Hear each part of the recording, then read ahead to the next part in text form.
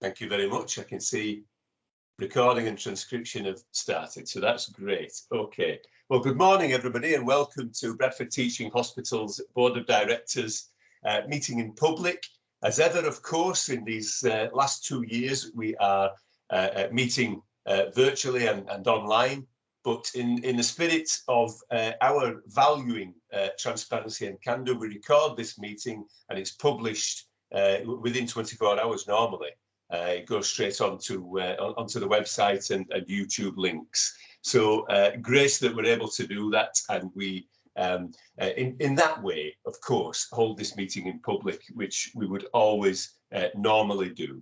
So thanks everybody for your attendance. I note that we do have apologies from Mohammed Hussain, and I don't think we have any other apologies for this meeting. So that's great. So we can note Mohammed's apologies. Thank you. We've a lot of business to get through, but may I start by recognising on behalf of the Board of Directors the extreme stress that many of our colleagues will be going through at the moment with the war situation in the Ukraine.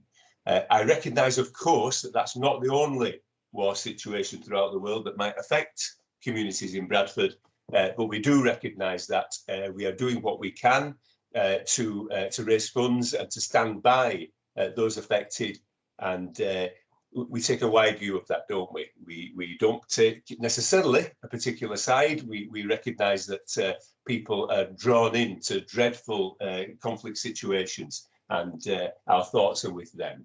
So we begin by recognising that. May I also say that may I also bring to your attention, I think many directors will already know this, but we unfortunately we had the sad passing of a governor colleague of ours, Alan English, who was a respected and articulate chap who did a great job here at Bradford, and has sadly passed away just recently, and only actually a matter of weeks after he'd resigned his position as governor, which I think, to be fair, was his recognition of his ill health at the time. Can I advise director colleagues that I will be accompanying our lead governor to a memorial service at Bradford Cathedral tomorrow afternoon in recognition of Alan, and so there'll be representation from Bradford Teaching Hospitals, and I'm sure you'll join me in hoping that he rests in peace. May I also bring to your attention Stella Hall, who is a long-standing, mature governor of ours with significant experience. And Stella had a stay with us, and she's quite all right about me mentioning this. She had a lengthy or extended stay, should I say, at Bradford Royal Infirmary, and happily, some week or 10 days ago, she was discharged to a care facility in Bradford, which I went to visit her in. And actually, it was a real great insight for me as to the way in which our discharge team have terrific relations with clearly excellent facilities, actually.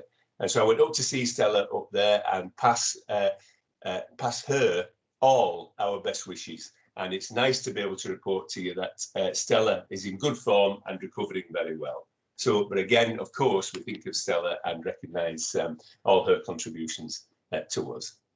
So, personal matters aside, can I begin our Board of Directors? Clearly, we've got a lot to talk about, but I do want to also recognise a couple of executive or senior colleagues, should I say. So thank you very much to Paul Rice, who gave non-executive directors just over an hour of his time on Tuesday, actually, to talk through informally some of the digital developments. And it was a terrific session, a great briefing, and a real high-quality discussion. And Paul, very skillfully, very similar to the way in which Mel was actually, brought our attention to the big national picture, then what it looked like more regionally. Of course, we recognise Paul's joint role with our colleagues at Airedale, and then exactly what we are doing and what our local priorities are within the Trust. So as ever, they're great sessions, they're informal, and we got a lot from that as non-exec directors. So I do want to say thank you very much to Paul.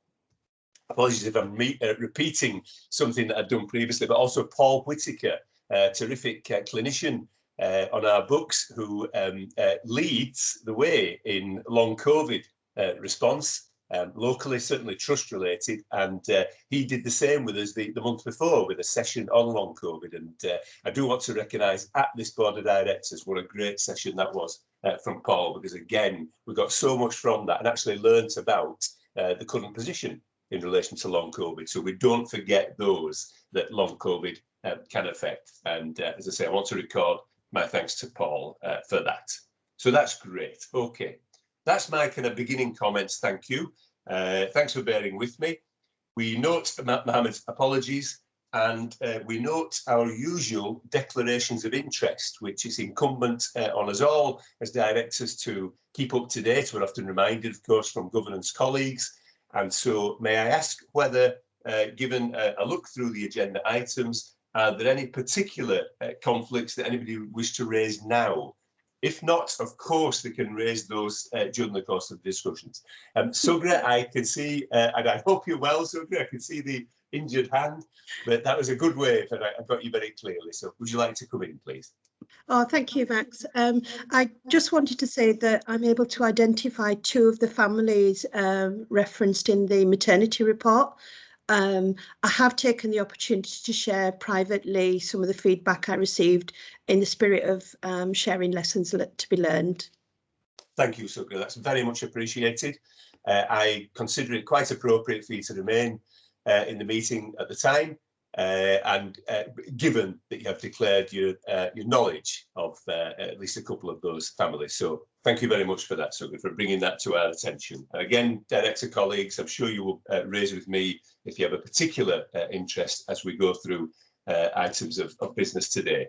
Okay, so what we're going to do today, we've got an awful lot of papers, of course, to read, but you can't say any of those are not relevant to our core business.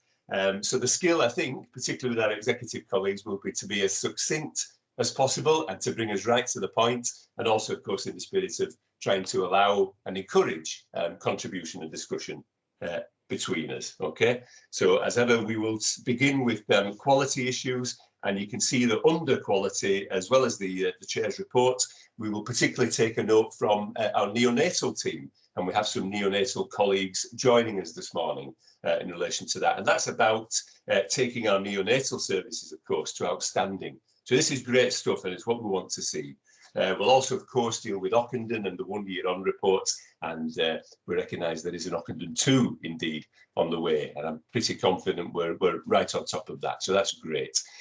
In people, of course, we will deal with our normal chair's report, and you can see that there are items on the agenda there.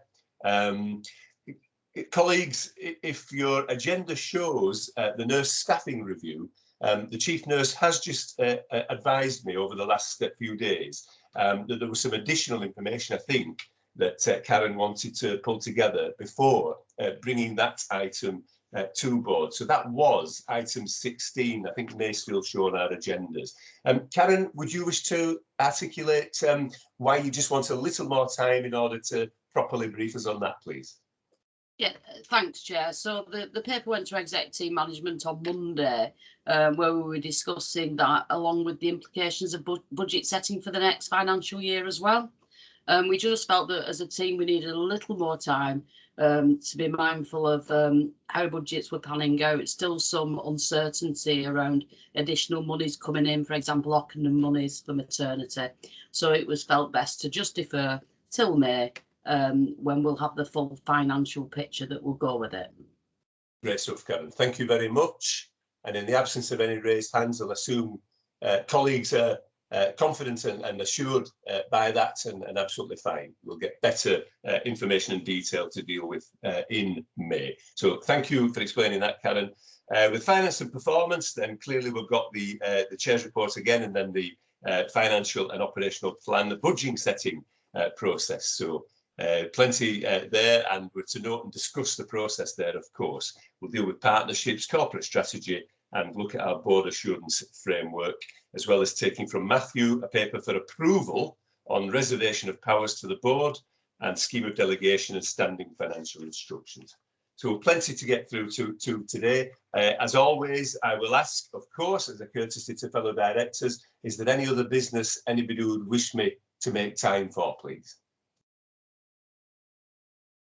I will take that as a no, and that if we can get through what we've got, then we will have done well and we'll be happy. Okay, so we're going to begin. I think I'm going to go turn back to Karen, and we will hear Barbara and David's story.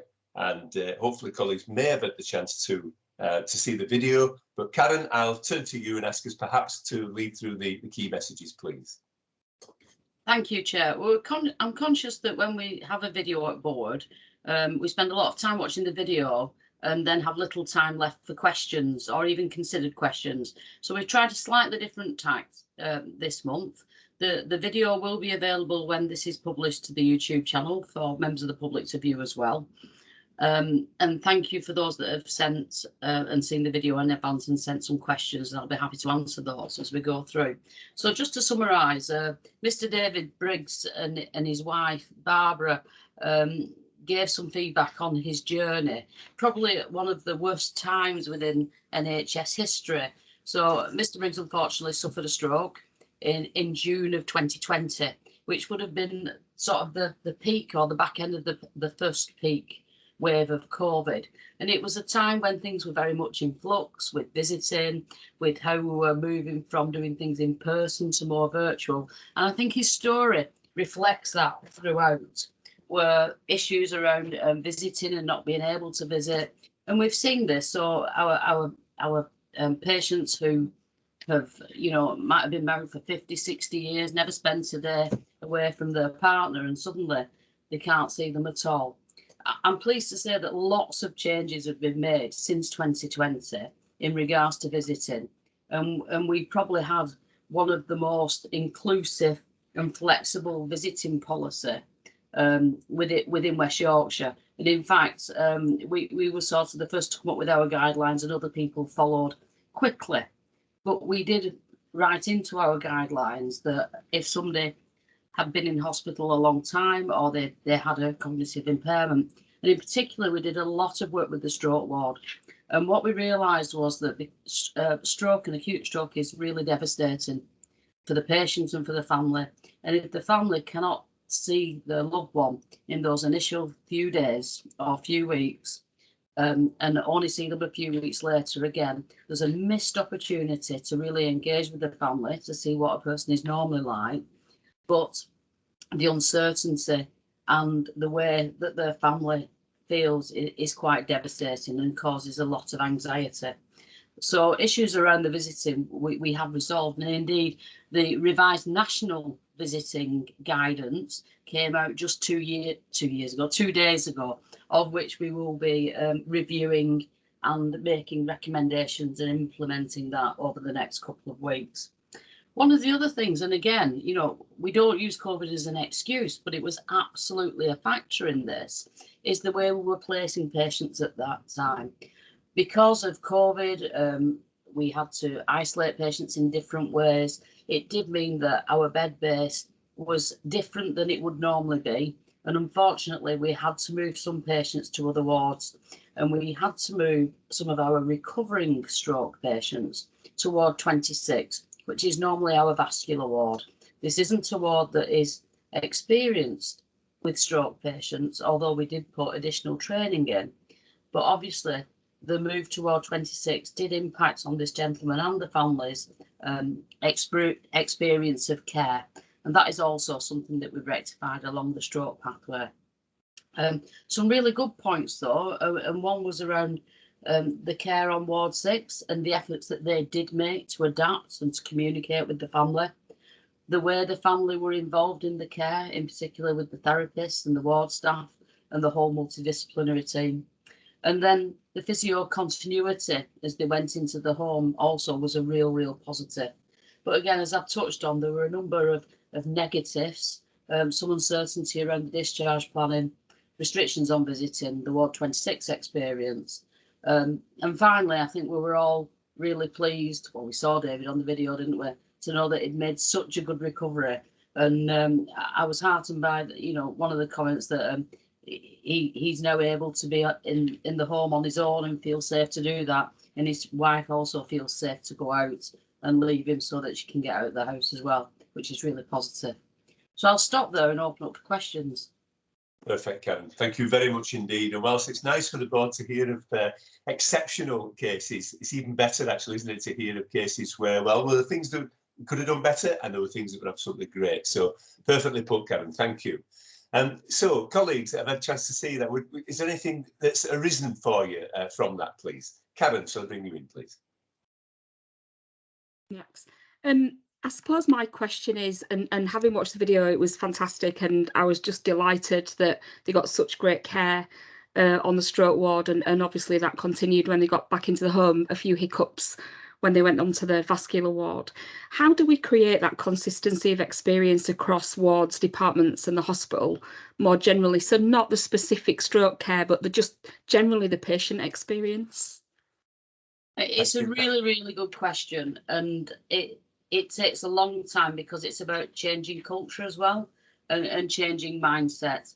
And staff, nobody could join the NHS to do a bad job or not be kind. I really believe that. But sometimes the circumstances that staff end up in means that they are not as kind as they could be. Now, whether that means that they're not as attentive or don't answer a question as fully or are a bit short, but simple things like answering the phone matters to a patient or to a relative.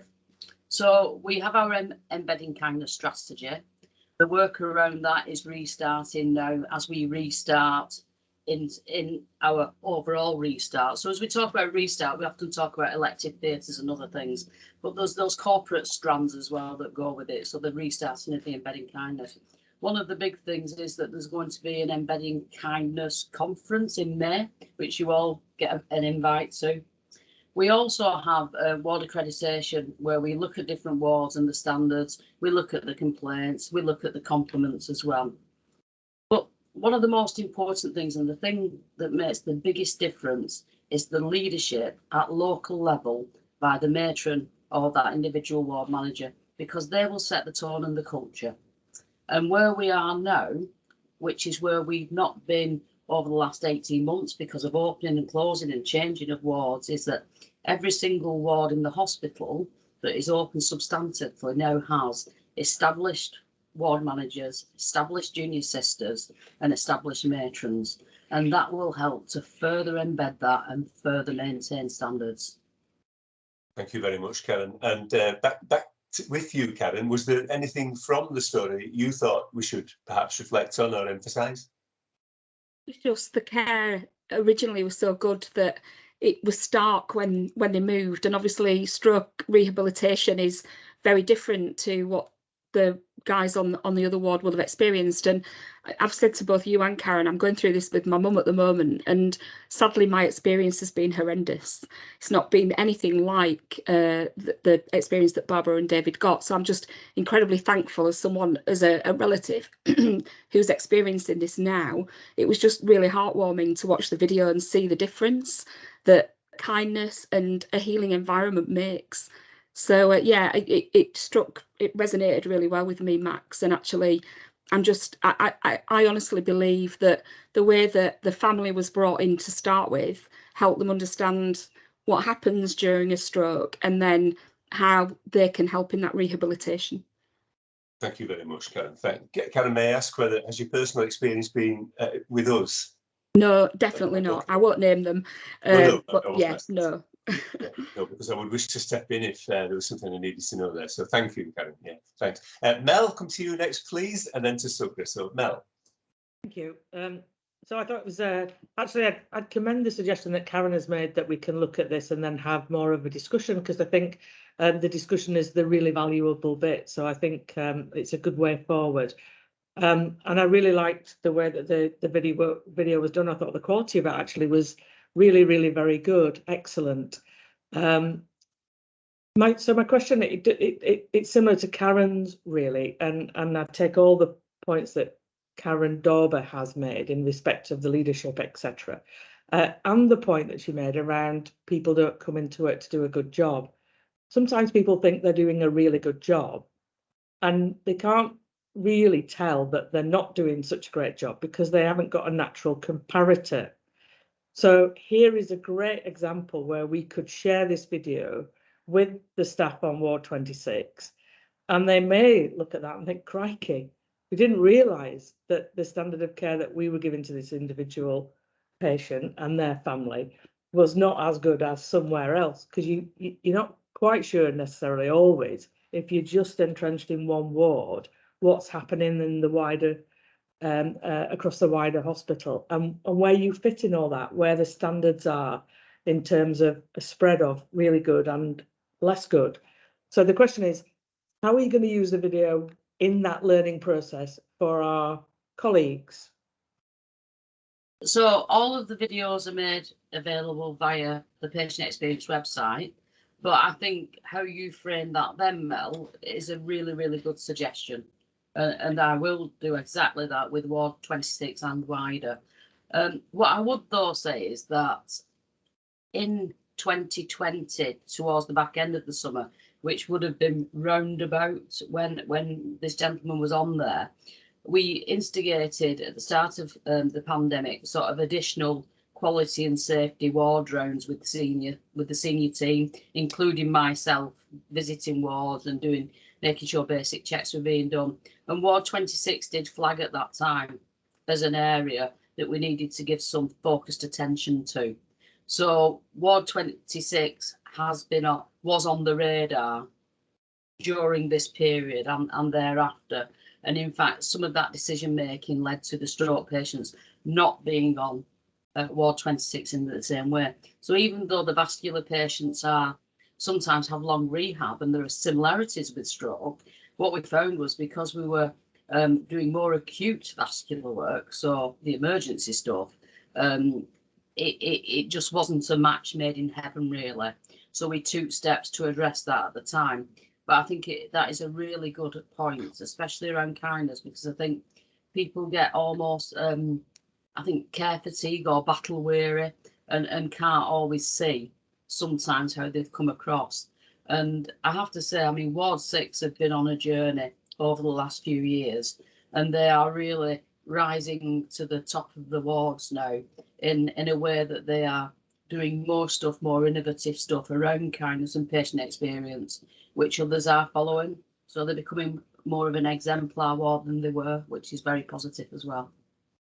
Thank you very much, Karen. And Mel, I think your suggestion was very well received. So can I just be sure that we as directors are clear? Were you suggesting that the action point was that Karen considers a board development session based upon this video on patient experience, or did you mean more about an internal staff learning event? Yeah, it's the latter, Max. It's how do we use that incredibly impactful and helpful video clip to try and illustrate the differences and hold a mirror up really to those staff on Ward 27 about what good looks like and how they can aspire to deliver something similar. Great stuff. Yeah, thank you, Mel. Thanks. I can see some nods as well there. So that's a sensible suggestion that we'll capture as an action and leave with Karen to deliver in the way that she sees best fit to get a good deal there. Thank you. Thanks, Karen. Subra, would you like to come in, please? Hi, yes. I think the work of Ward 6 should be acknowledged, as should the contribution of the HPs. That came through very loud and clear in that clip, and I echo what's been said in terms of the opportunity to very powerfully compare and contrast the experience that this family had. I had a couple of quick points. One was that the family alluded to something on food, and I wanted to just ask what we were doing in terms of presentation of textured and modified diets. And my second point was around the lateness, if you like, of the discharge. I think they mentioned something about being discharged at 9 o'clock at night. And I'm aware through other feedback that some patients have been discharged much later than this. And I just wanted to ask what monitoring was in place so that we can improve that if there's likely to be an adverse impact on the patient's discharge as a result. Thank you, Subra. Karen, would you feel able to deal with the discharge times issue? And would you want me to ask Mark about the food? Or no, I can answer both of those. So for the pureed and modified diets, we do use the molds, so which makes it. So in essence, if it's chicken breast, the chicken breast would be made into a puree. There's then a mould that can go in so it looks like a chicken breast. What I would say is during 2020, as part of COVID, we were offering less limited dietary choices. So we were offering to meet every criteria, but not in the same way. And at times we were using paper cutlery and disposable cutlery and things like that. So it may be at that time that it was not presented as we would expect it to be presented. But we certainly do use the silicone molds and things. Just on the discharge, so we do monitor as part of the quality dashboard patients discharged overnight, and we do try and avoid that at all costs. Now, one of the issues that we have is we are beholden to sometimes the patient transport service, the PTS, and we cannot always book the ambulance at the time that we want. If it's a discharge that's confirmed on the day, we can't book a slot. But again, during that time, it was the time of COVID. Yas was extremely difficult. They had sickness as well. PTS was being pulled back as well. So there are reasons. What we do though is we try, and it may not always happen, but we try, if it is getting beyond 9 or 10 o'clock, to have discussions with family and or patients to see what their wish would be. Now, often what we can have is the patient says, oh no, I just want to go home. And then the family says, why did you send my relative home at 10 o'clock at night? That's life. So we do try and avoid at all costs, but we are beholden a little bit to the ambulance service. And during that period in 2020 and 2021, there were more delays because of resource. There just was not enough resource in the system, but we do monitor it. Great stuff. Thank you, Karen. Thank you, so great. Terrific questions, entirely patient focused, so well done. And I have some experience last year of collecting my wife at 1 o'clock in the morning upon discharge. And I have to say I was delighted to be able to do so, to bring her home healthy and recovered. So it's not entirely one way or the other question, that is it? But very, very good point, so thank you. Janet, shall I bring you in, please? Thank you. I'll be brief, and thank you for the summary. And I'm acknowledging it was it was an incredibly difficult time. And thank you for sharing the video and the narrative. I read the narrative because I found that impactful, and I wasn't distracted then by the video. So thank you for that. And definitely in terms of learning, it's a huge, massive tool because we all become acculturalized into the place in which we work. And whilst we're all told to think out the box and innovate, we can't do it unless we see something different. So I think that would be an excellent example.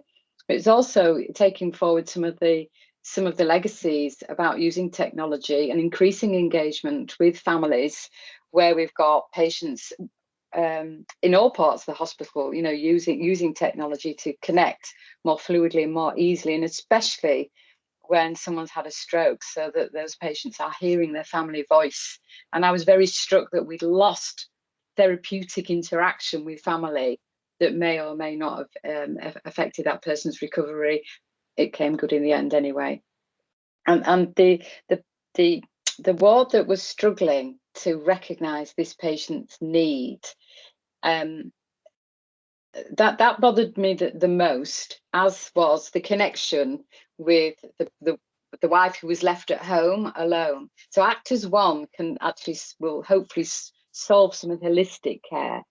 And I think it's whether we keep reporting on the innovation that will come through from that ward that was struggling, because through hard learning, innovation will follow, I feel confident.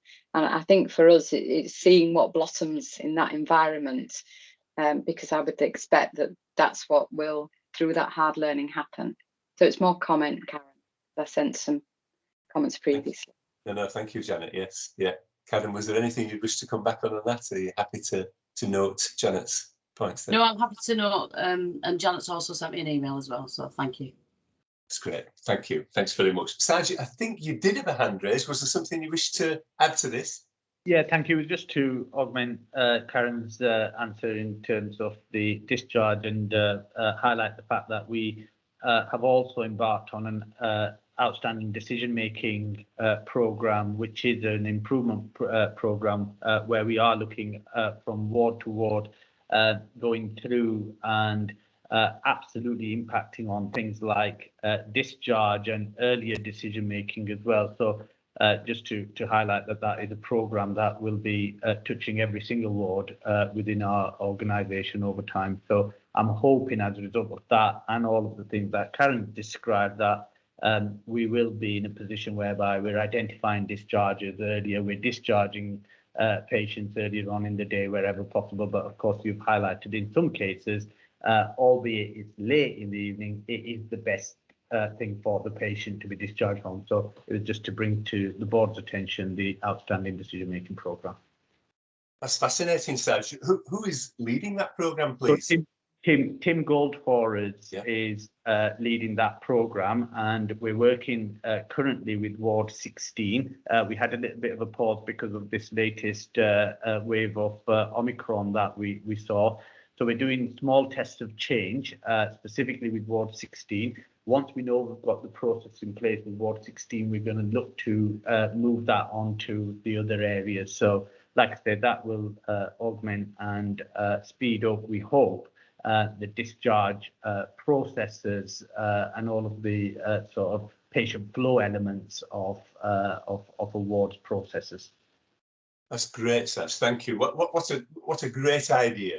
Outstanding decision making. Of course, we should focus on things like that and support people, to the point that Janet made about innovation and supporting innovation. So, yeah, great to hear that, Serge. Thank you. I'm sure the board would very much like to hear some progress in time when it's right about that programme. So, very encouraging. Thank you. Well, look, shall I pull that together now there? That what a great discussion. And what a nice way, actually. I'm going to come back to the point that Janet made. I will close this by complimenting Karen and your team, Karen, for the way in which the video and the transcript were shared, which just allowed directors to take a more full view of what was said and to consider it. So that was great. And we've picked up the points as well through Mel's suggestion. Actually, let's use this story to see if we can innovate amongst wards and support those that want to make outstanding decisions on behalf of our patients. So that was great. Yeah, what good discussion. Karen, are you content with the way it's gone? That? Yeah, that's great. Okay. Thanks, everybody. That was terrific. Really good discussion, and entirely appropriate that we spend a good chunk of time thinking about patient experience within our hospitals. So great stuff. Okay. So we move to section 2, which is just taking the minutes from previous board meetings, business from previous board meetings. Minutes of the meeting held on the 20th of January. May I ask whether there are any amendments or inaccuracies that need to be noted, please? And if not, may I take it that we approve those minutes as drafted? Yeah, we do. Thanks, everybody. Okay, that's great. And I should, of course, have warmly welcomed Sarah from our comms team, who's joining us just to pick up on any key issues that we might be discussing that would be useful in terms of a communications angle. So, Sarah, thanks for joining us. And I do realise you may not be here the entire board meeting, but that's absolutely fine. Good to have you with us. Thanks. Matters arising from the January meeting, there are 4 action points. The first 2 of which are closed or shown as closed. Maternity services update. The neonatal service has been formalised as part of the Outstanding Maternity Services programme, and indeed we'll hear about that today. And then the reporting of learning disability within our hospitals' waiting list data and impact on clinical prioritisation. I think an item that we can rightly take some pride in relation to our efforts to tackle inequity. They're both shown as closed, and unless there is any further comment that wish to be made, I will propose those to have been closed and that we're assured by what we hear. The other 2 actions are both with May timescales, which is our update on the mental health strategy and our patient recruitment centre and our desire to perhaps arrange a visit to see and understand the work there that's been done there. So again, they're shown as May, and unless any director wishes to bring to my attention anything in relation to those, I'll assume that we're content that they'll be dealt with. Karen, just on the mental health strategy, I certainly don't dispute the need to bring it to May rather than now. But I know, Karen, that you have advised me over the months about the rising population of mental health issues arising in hospital, etc., etc. Is there anything you'd very briefly wish to bring to our attention regarding that, or should we just simply be content to wait till May? So the mental health strategy is going to cover what we've done since the introduction of that. So around teaching, learning, doing things differently, strategically, how we link up with partners. I think you are right. There have been a rising number of people attending the hospital and the A&E department with mental health difficulties. Some have got medical conditions as well that need treatment also. And it has been increasingly difficult because of demand across the system and across the UK, actually, especially when somebody needs a very specialised mental health inpatient admission that may well be out of area, to accommodate those people within a timely manner. We do work extremely closely, so Saj and I work extremely closely with the Care Trust and wider to help and facilitate whenever we can. And we've put safeguards in, so when patients are with us for elongated periods of time, that they can be monitored and looked after. I would say the main area of risk at the moment is in relation to younger people. Adolescents with psychological and/or mental health problems that are on the children's ward. The placements that are required for these individuals are extremely limited nationally. It is a national problem, but it's something that we work extremely sort of hand in hand with the Care Trust, and they actually send staff over and help us with that to make the decisions around them. So that's the biggest risk at the moment. It is on our risk register as well, yeah. Yeah, thank you very much indeed, Karen. I think that was worth an additional moment just to consider, and we look forward to hearing more about that in May. And can I commend the team, Karen, for their work on the mental health strategy as we move to act as one, which we've been doing for a while, I know, but as that becomes more and more important to us, then outstanding responses to mental health issues in an acute trust become ever more important. So directors, I think we can take some assurance from the significant attention being given to this, and be proud of our position there as an acute trust, recognising that mental health affects all. So yeah, great stuff. Thank you very much indeed, Karen. Good. Okay, moving to section 3, which is the business reports. As ever with the chairman's report, you have a written report at item 6. I won't go through the whole report. Hopefully colleagues have had the chance to read it. Perhaps emphasise 5 points.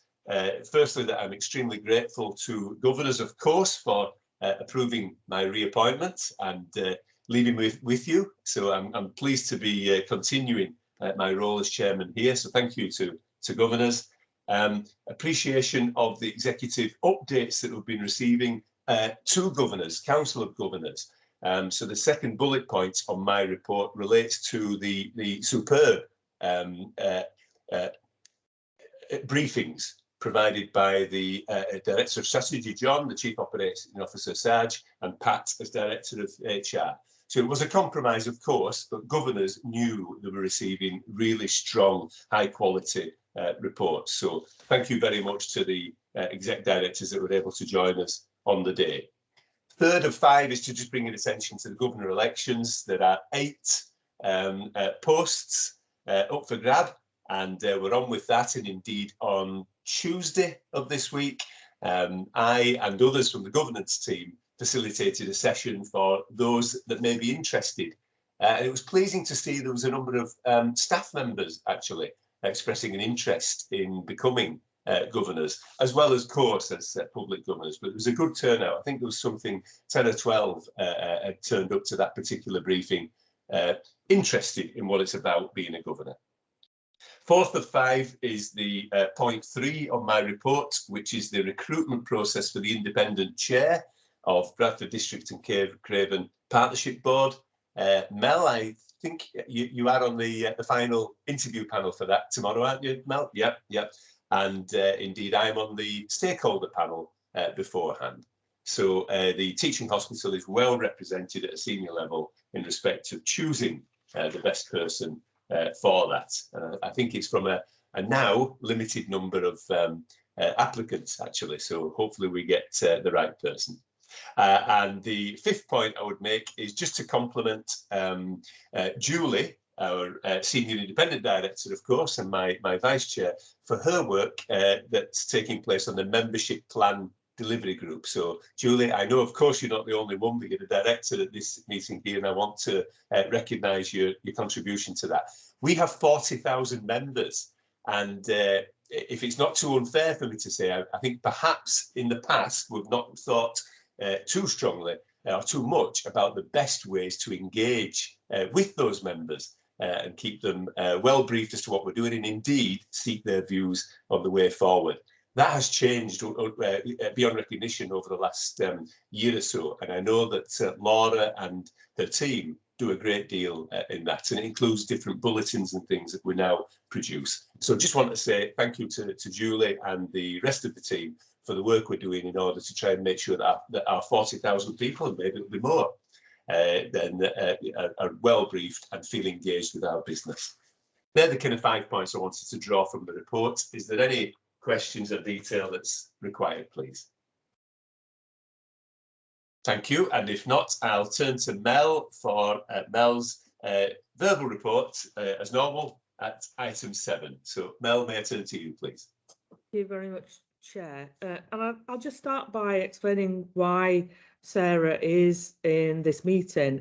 We've taken a decision to invite Sarah, and indeed to collect information from some of our major decision-making meetings as executives and senior leaders, so that we can create a space in our Let's Talk bulletin that's now called Executive Eye, if you have seen that in more recent weeks, and we can share with the rest of the organisation what it is we as senior leaders, as the board, as the hospital management group, what it is we do, the kinds of things we talk about, the decisions that we make, to give greater transparency, visibility and understanding to all our colleagues of the role of us as senior leaders, and where some of those decisions may ultimately impact and have consequences on them, and where what they do delivers some of those decisions in reality. They're the point at which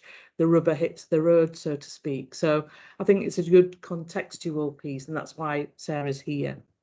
So I'll start with our patients and our people. So the slow decline in the number of COVID inpatients over the last 4 weeks has enabled us to consolidate all our COVID inpatient areas into principally one acute site and a community hospital site at Westwood Park. Our COVID inpatients today are 40 on the BRI site. The demand for critical care, as we have been observing, is declining in the case of discrete COVID beds required to treat COVID patients. However, demand for critical care overall is very high, and as is the demand for urgent care non-COVID related. So routinely over the last few weeks, we have seen well in excess of 400 attendances at our A&E department.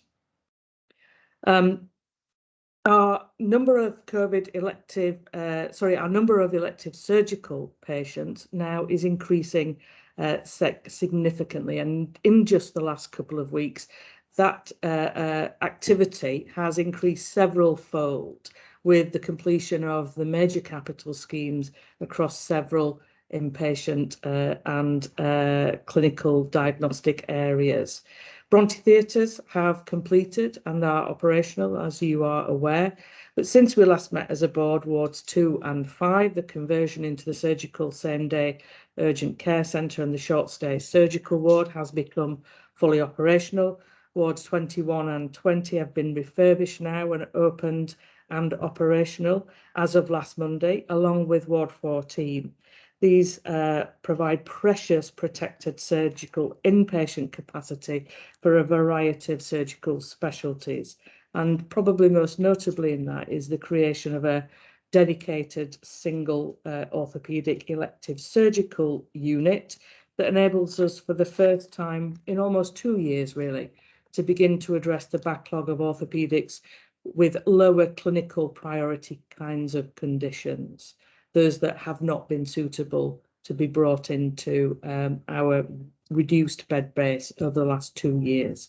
This is a significant step forward as we emerge cautiously from the pandemic and the offer of patients the opportunity to receive much needed treatment for procedures that they have been forced to wait for.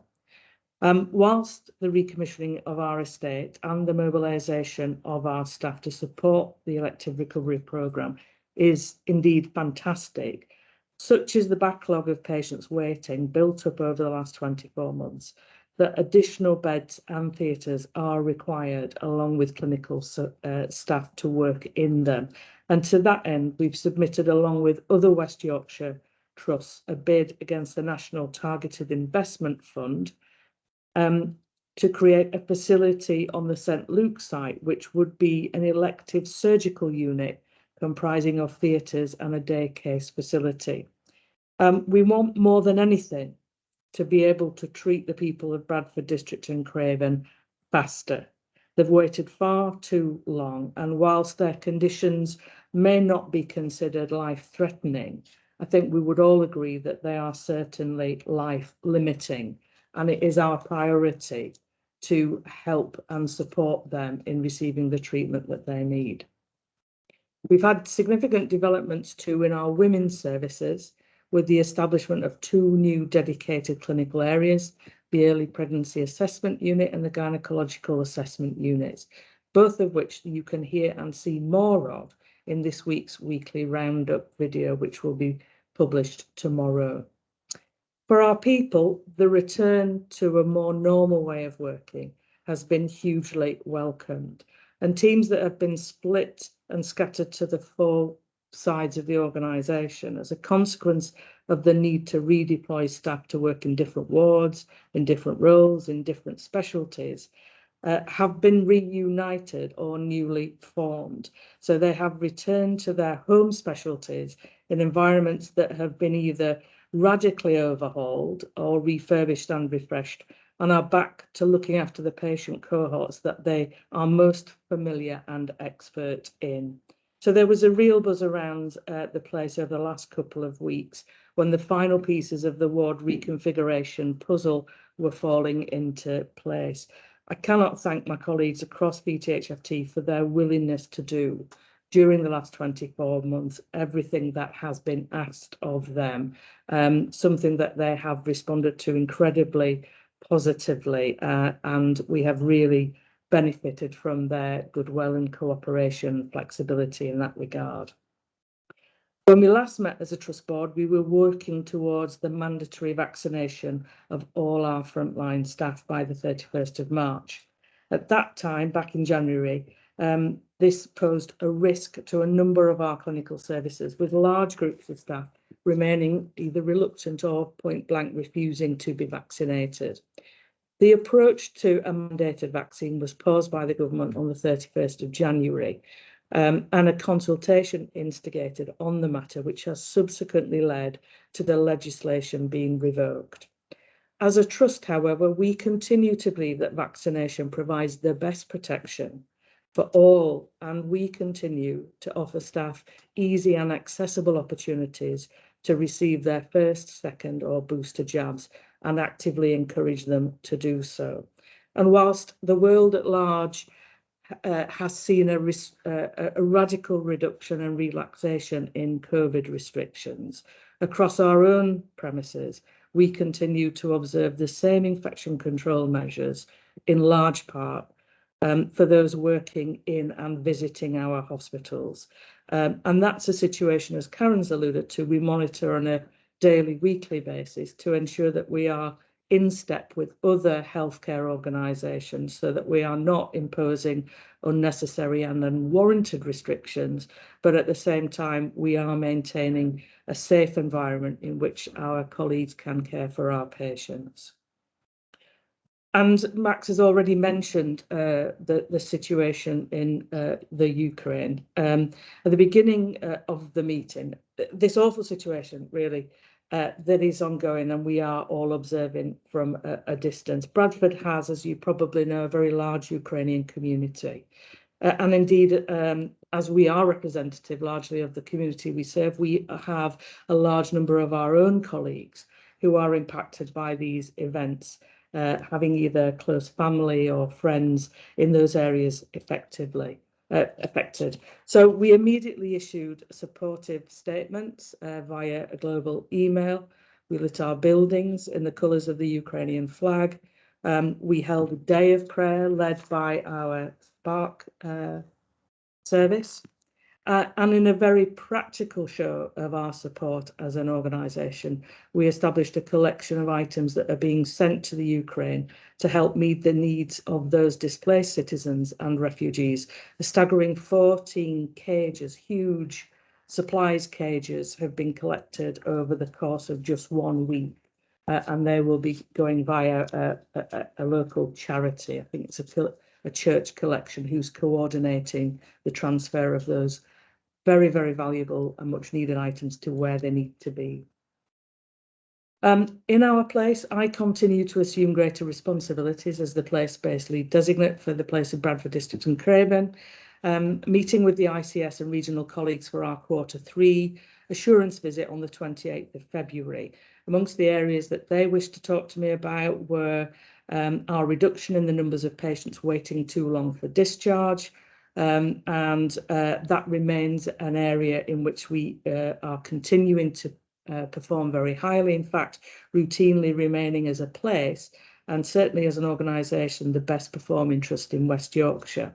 And that's thanks to the relationships, as Max, you've already alluded to, in giving Stella's experiences.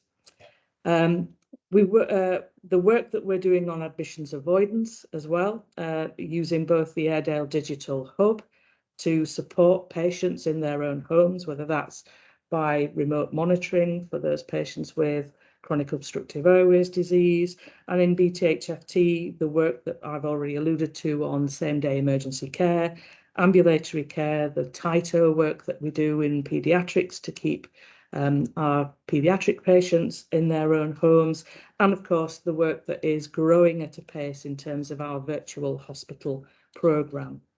There was a recognition that the constraints on our capital work was now coming to an end, and that news was very gratefully received, I'm sure you'll appreciate, by our regional colleagues who are very keen to see our elective programme begin to deliver much higher levels of elective activity than we have been able to over the preceding 24 months. And then finally, there was a recognition that the revisions being made across the borough to the governance and oversight of children's services as a consequence of the recent Commissioner's review are welcomed, and we are fully participating in those. And it was also noted that, in fact, just the beginning of this week, we had been notified last week of an Ofsted inspection into SEND services. And throughout the week, colleagues, some on this call, have been participating in that particular inspection. Other notable place developments are the appointment of our new colleague, Chief Exec at Airedale Hospital, Faluki Ajay, who joins us from Humber Coast and Vale ICS, where she's been working on provider collaboratives.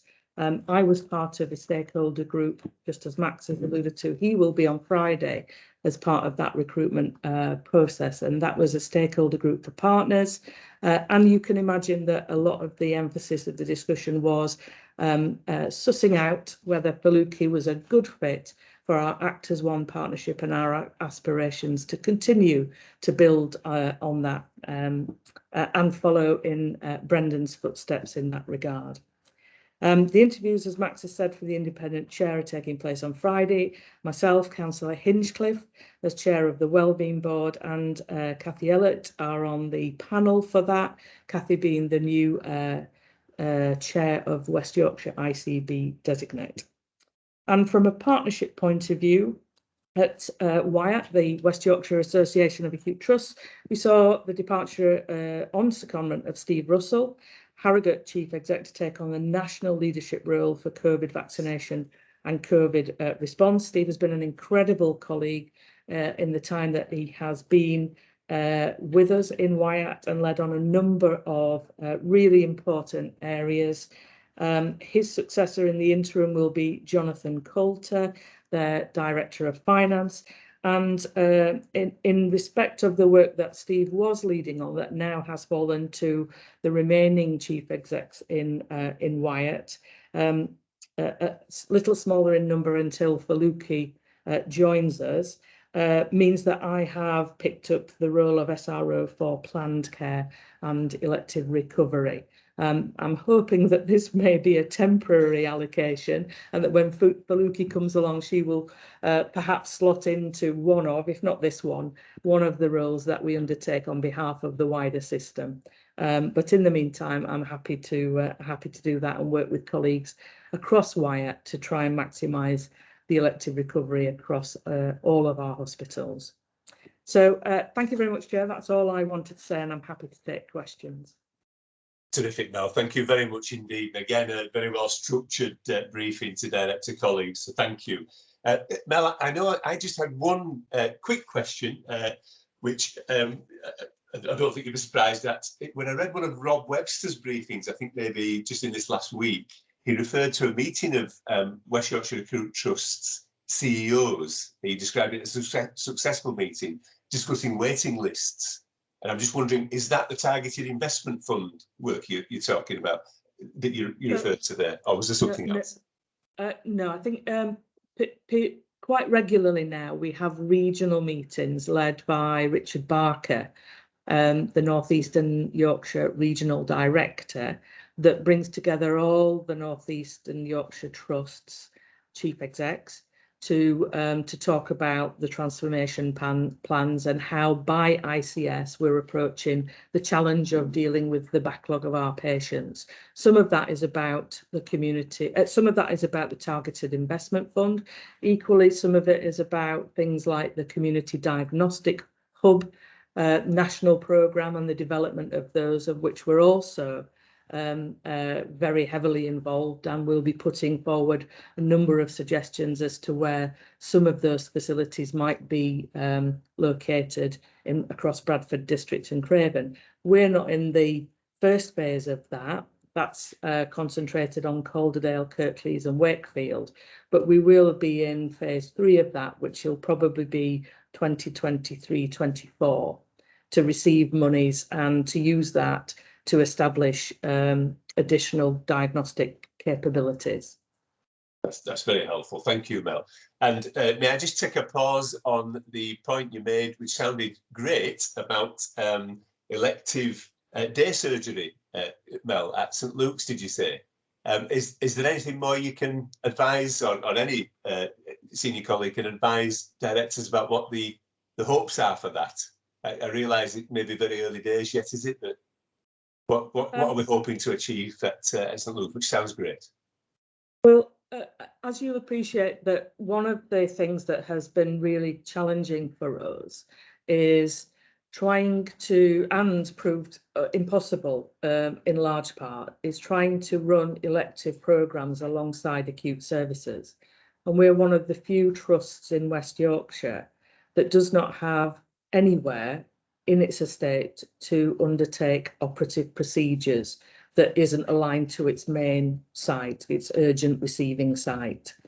And so therefore, when other organisations were inundated with COVID patients or are dealing with emergency pressures, they have the opportunity to consolidate surgical activity on a site that doesn't have those pressures and those competing demands. And so they can keep services operating in that, and we have seen that in other areas of West Yorkshire. So the proposal is to create that opportunity for Bradford, in a way both dealing with the backlog but also offering us some future proofing for the eventuality of another wave of a pandemic or a different pandemic or any other situation that would see our inpatient bed base really impacted by urgent demand, such that it pushes out our ability to deal with elective activity. Great stuff, Mel. Thank you very much. So in short, it would be 2 theatres and a day case facility and everything that went with that, with the opportunity, if we were able to in subsequent years secure additional funds, increase that to 3 or even 4 theatres over time. Yeah, that's really helpful. Thank you, Mel. I'm sure directors would like to hear more about the progress with that as we go on. But certainly as a chairman, I know that the people of Bradford will welcome that intended further use, extended use of St Luke's. So that's good news. Yeah, great stuff, Mel. Thank you very much indeed. I'll see whether there's any questions. I do have a point from Sugra about the hospital's bid. So I'll just check. Sugra, I can see you put a point on the chat there. Would you like to come in and just articulate what you were hoping to find out there? I'm happy for you to pick that up, Max. Yeah. Thank Yeah. you. Okay. So it's simply that so Sugra has sent me a message. Do we know yet when we might hear about the capital proposals jointly submitted for hospitals with a care trust, etc.? Yeah. So Mel, how's that going, please? I do not know. And I don't believe Mark knows either. Yeah, hi, Chair. If I just kind of interject there. So at this moment in time, there is no formal date that's been given, if you want, to release that information. The initial indication was that it was going to be the first week of February, but that's obviously moved and we've not heard anything since. What we do know is that the national teams are gearing up to put a team in place to deliver the 40 and then the further 8 hospitals. So it feels like, I think NHSEI are trying to play catch up a little bit. And so we're patiently waiting now just to find out what the outcome is for the remaining 8 places. Yeah, thank you, Mark. I can remember thinking perhaps the spring, but that's helpful additional information. So absolutely right, yes, to query that. Thank you for that, yeah. But unfortunately, no further information yet. We still wait with our fingers crossed. Okay. And do any further colleagues have any questions of Mel's thorough briefing? No? We're happy, we're assured. Great stuff. Okay, thanks everybody. Shall we move on to quality matters then, and then we'll try and take a short break so we can stretch our legs. But we've got a lot to take in here. We're going to begin with the reports from the chair of the Quality and Patient Safety Academy. That's just with Janet today, of course, with Mohammed's apologies, but hopefully Janet's ready to bring to our attention anything there. And then obviously with Ray and Karen in attendance, if there's anything they wish to add, terrific. And then we'll move on to a significant amount of information for us, I think, to ponder on in relation to the great work that's being done with our outstanding maternity services. And we're going to focus particularly, I think, on neonatal services. So let's begin by taking a bit of an overview, shall we, as to key points for us to consider. And I'll turn to Janet and perhaps ask Janet to lead us through that. Thank you. Thanks, Janet. Thank you, Max. And it's with humble apologies that I didn't know that Mohammed was going to be absent today. So on this occasion, I haven't prepared a summary to report back to Max. So I think the wisest thing to do is to for everyone to take the report as read and receive questions, some of which we may have to come back to at a later date, if that's suitable for you, Max. Of course it is. Of course it is, Janet. Thank you. There are thorough and really well prepared reports actually for the academies that were ran in January and February. It took in a great deal of detail. So colleagues, you've had the chance to review those and take them in. Was there anything arising from those that you think is worthy of bringing specifically to our attention? Maybe I should ask the same of Ray and Karen, as well as our executive leads for quality and patient safety, only if there's something you feel that's worth just perhaps emphasising. Ray, thank you. Thanks, Max. So as you'll understand, the January meeting was deliberately foreshortened because of the pressures that the Trust was under at the time. So that was very much essential business only. February's did allow a bit more of a rich discussion. And I think the one thing I'd particularly like to bring out of February's meeting is the work that we're doing now around learning from deaths and our mortality improvement programme. So Mike McCoo, who I know, Max, you know fairly well, is Associate Medical Director who's leading that work, and Harry Ashurst is our lead medical examiner. And those two groups are able now to work together really closely. So in terms of how the process works, so every death now that happens in the trust is scrutinised really for the first time ever by a senior independent clinician. So the medical examiner's office on the BRI site is staffed every single day by a medical examiner who I think are all consultants. We're moving out to the community as well, so we have recruited some GPs, and I don't think they've actually started in post yet, but our existing medical examiners are all consultants. They independently scrutinise the record of every patient who's died in our trust, discusses that record and the care with the clinical team who've been looking after that patient, and then has a number of options. So if there are concerns or any statutory reasons for referral to the coronial service, of course they will do that.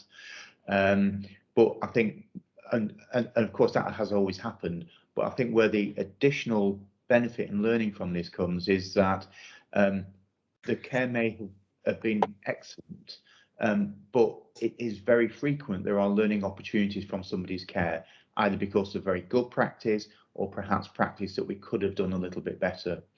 So as a result of those medical examiner reviews, the medical examiner can decide if that patient's record needs a structured judgment review, and that's the SJR process is something which was largely developed by colleagues, Mike being one of them, who work in Bradford, and that's now a national review system looking at notes of those who have died. So those structured reviews take place, and any learning that comes out of those reviews is disseminated throughout the clinical teams. And certainly since the start of the year, since this process was put in place, we have managed to scrutinise 100% of patients who have died in our trust, which I think is, to go from a standing start, I think is a fantastic achievement. And there's a real sort of extra layer of assurance there, and a rich opportunity for learning from the care we give to our patients, even if sadly they don't survive their stay in hospital.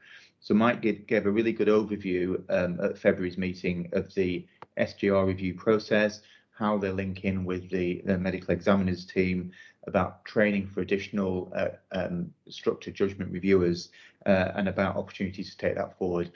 Because as I said, from, well, hopefully the sort of new financial year or as soon after as is practicable, this will be extended to all deaths in the community as well, and will lead on review of those community deaths.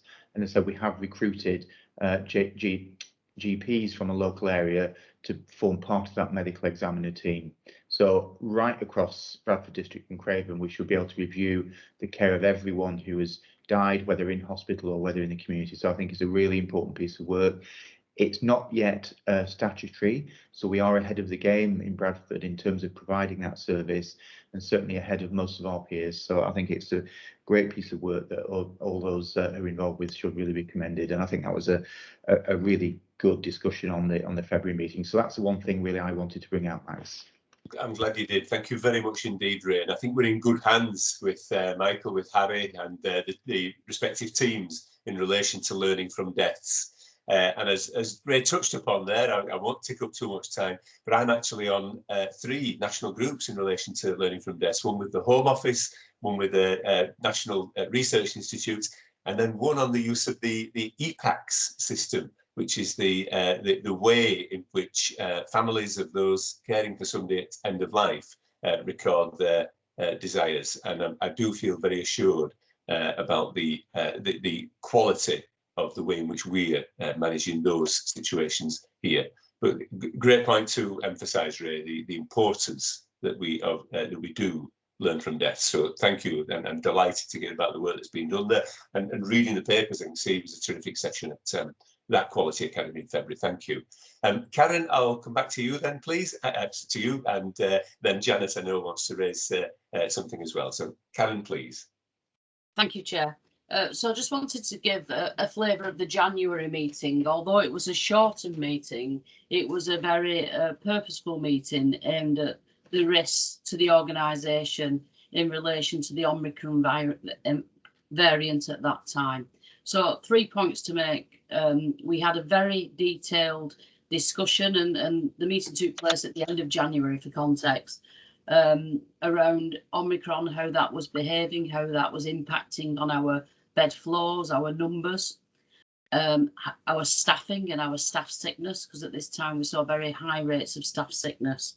We also had the infection prevention and control report with the assurance framework for that, which also noted a significant spike in patients being diagnosed with COVID post their admission. And we found very much that this is how Omicron variant has behaved. So patients come in with an appendicitis and on day 3 or 4 test positive to COVID. This isn't necessarily that they acquired COVID in hospital, but the way that the disease was behaving at that time, with more asymptomatic COVID cases popping up, as we kindly refer to them.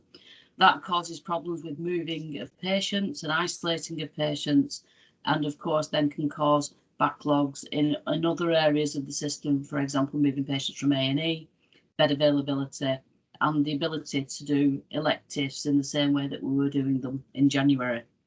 Final point to raise is that we went through the risks in detail that impact on quality, of which there were risks around the respect pathway and how we deal with people on care of the dying pathways, the risk in relation to staffing as well, where we went through the detailed assurance that we have in place, or reassurance around that. And you'll see later on today's agenda, Chair, is the board assurance framework in relation to workforce, which is the NHSE template that's been given out. So even though it was a shortened meeting, it was a very salient meeting, looking at the issues that were arriving and issues to our and risk to our trust board at that time. Thank you very much indeed, Karen. And indeed, that was the feedback I got from the chairs. And of course, I was able to view the meeting as well. So thank you, Karen. We have a good system there. Yeah, and that's a great summary. Thank you. Janet, shall I come back to you then, please? And well, Sugra, would you like to come in now? And then I can give Janet perhaps the last words on the Quality Chair's report. So Sugra, would you like to come in? Yes. Yeah, thank you. It was just picking up on the new review process. I appreciate it's early days. I just wanted to ask whether we're confident that the review of deaths is managed and delivered in a way that it's not impacting on families that are wishing to secure a swift burial for their loved ones. Thank you, Sugra. Yes. Yeah. Ray, are you able to deal with that particular point? Yeah. Yeah, it's tricky, and we're very conscious of the potential impact of this on the desire to, affect a swift burial, as you say, and we're keen that the process doesn't interfere with that whenever possible. Of course, there are statutory reasons if there's coronial involvement when we have no choice. But so at the moment, the ME medical examiner review is not statutory. So what happens is at the moment is that we agree to issue a death certificate as soon as possible with the clinical teams, providing we're as happy as we can be that there are no cause for concern around the death. And then the funeral director will obviously take it from there with the issue of the death certificate. If something, and then subsequently, the medical examiner will review the case note. So at the moment, it's not a 24/7 service; it's a Monday to Friday service. So, an example: if somebody were to die on a Saturday morning, say, if we were happy, we would issue a death certificate on a Saturday morning to allow burial as soon as possible. Then the medical examiner will review the record on the Monday morning and decide, yes, it's all fine, or do I need to refer this to the coroner?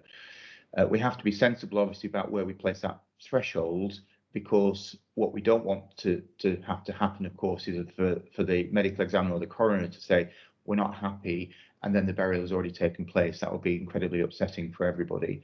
But we take a sensible, safe approach, but support that whenever we can.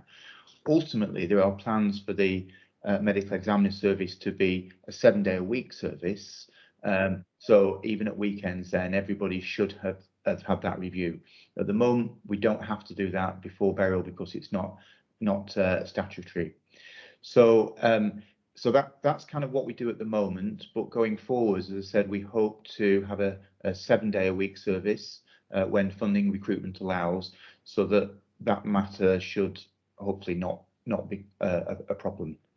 So is that hopefully that answers your question, Sugar? Is that okay? Thank you. And I know it will be a concern for some of the people of Bradford, so I hope I raised that. Yeah, no, absolutely. And I know Martin Fleming, the coroner, has had discussions with some religious leaders around Bradford just to help understand their concerns, which of course we understand as well, and we support the family's wishes whenever we can. But obviously we have to be safe and sensible. Can't ignore our statutory duties around the process of managing death. Thank you. Thank you, Sugar. It's a great point. Ray, may I just check, would it be accurate to say that our team are sensitive, at least, to family needs? Absolutely, Max. So I know Harry, as lead ME, is very well cited on this. I know he briefs his team very well.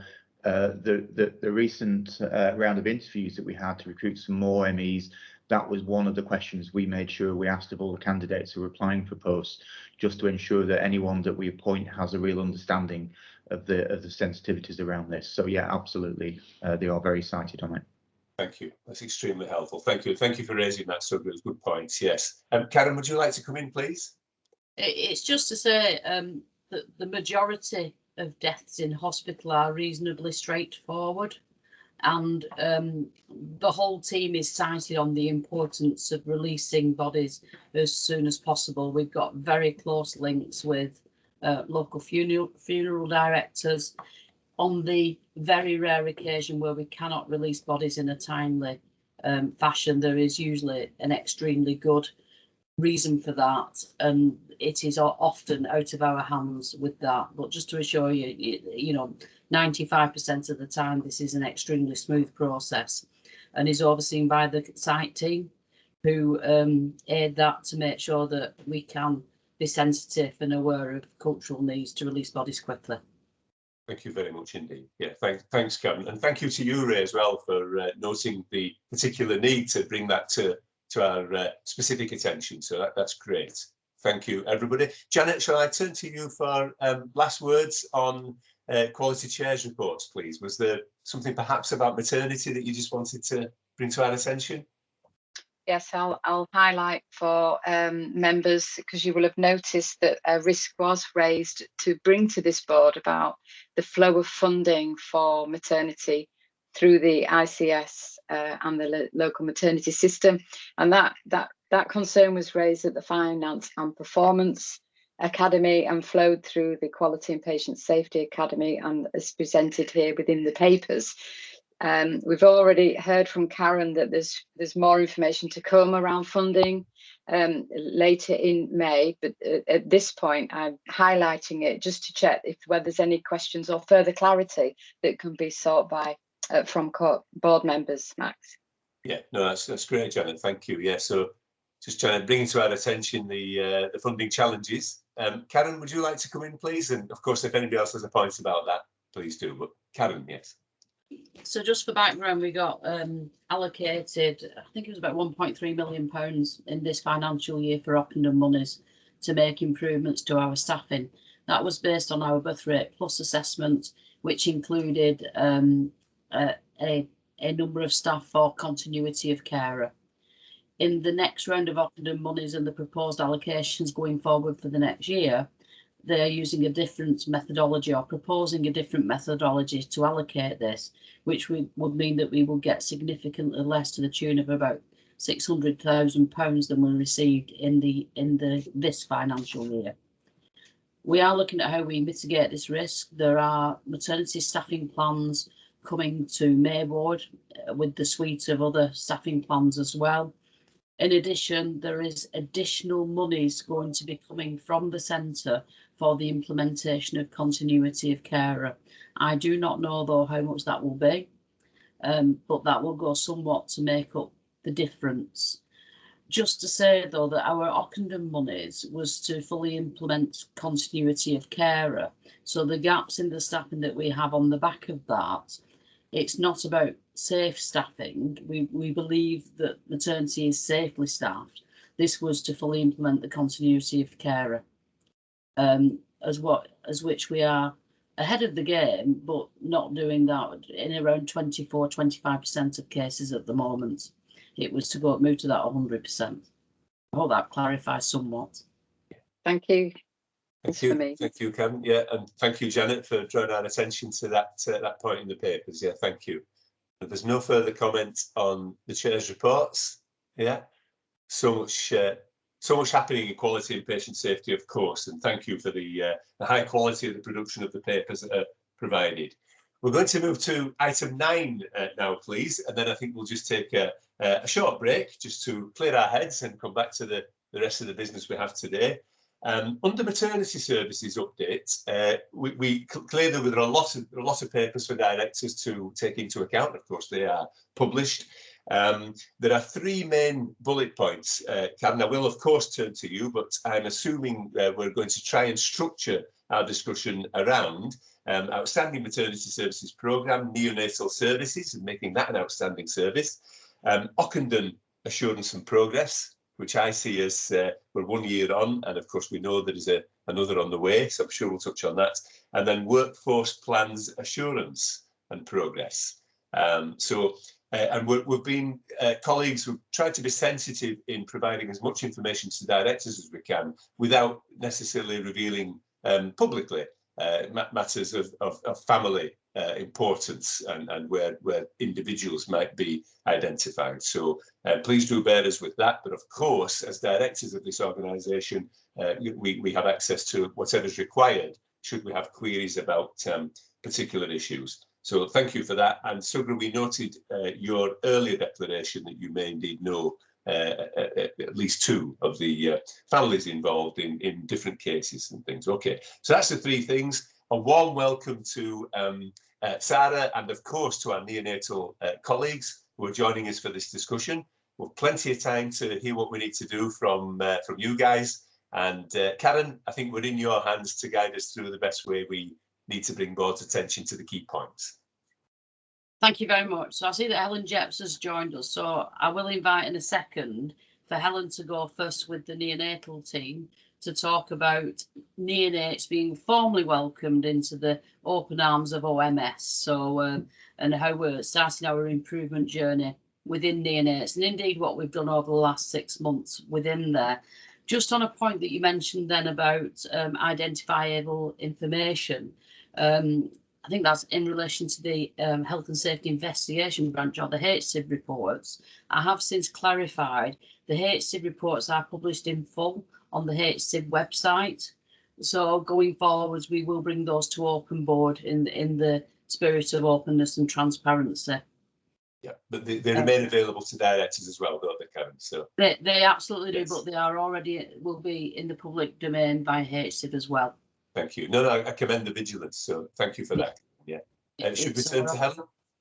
So without further ado, Chair, neonatal services are very closely linked with maternity. In fact, the Maternity Incentive Scheme and PMRT welcomes joint working between the 2 services. They share the same building, and it made sense to bring them under the umbrella of OMS. Other reasons for that being is that you will be aware we had a number of serious untoward incidents within neonatal services last year. All 3 distinctly different, yet there's always common themes that come out of those.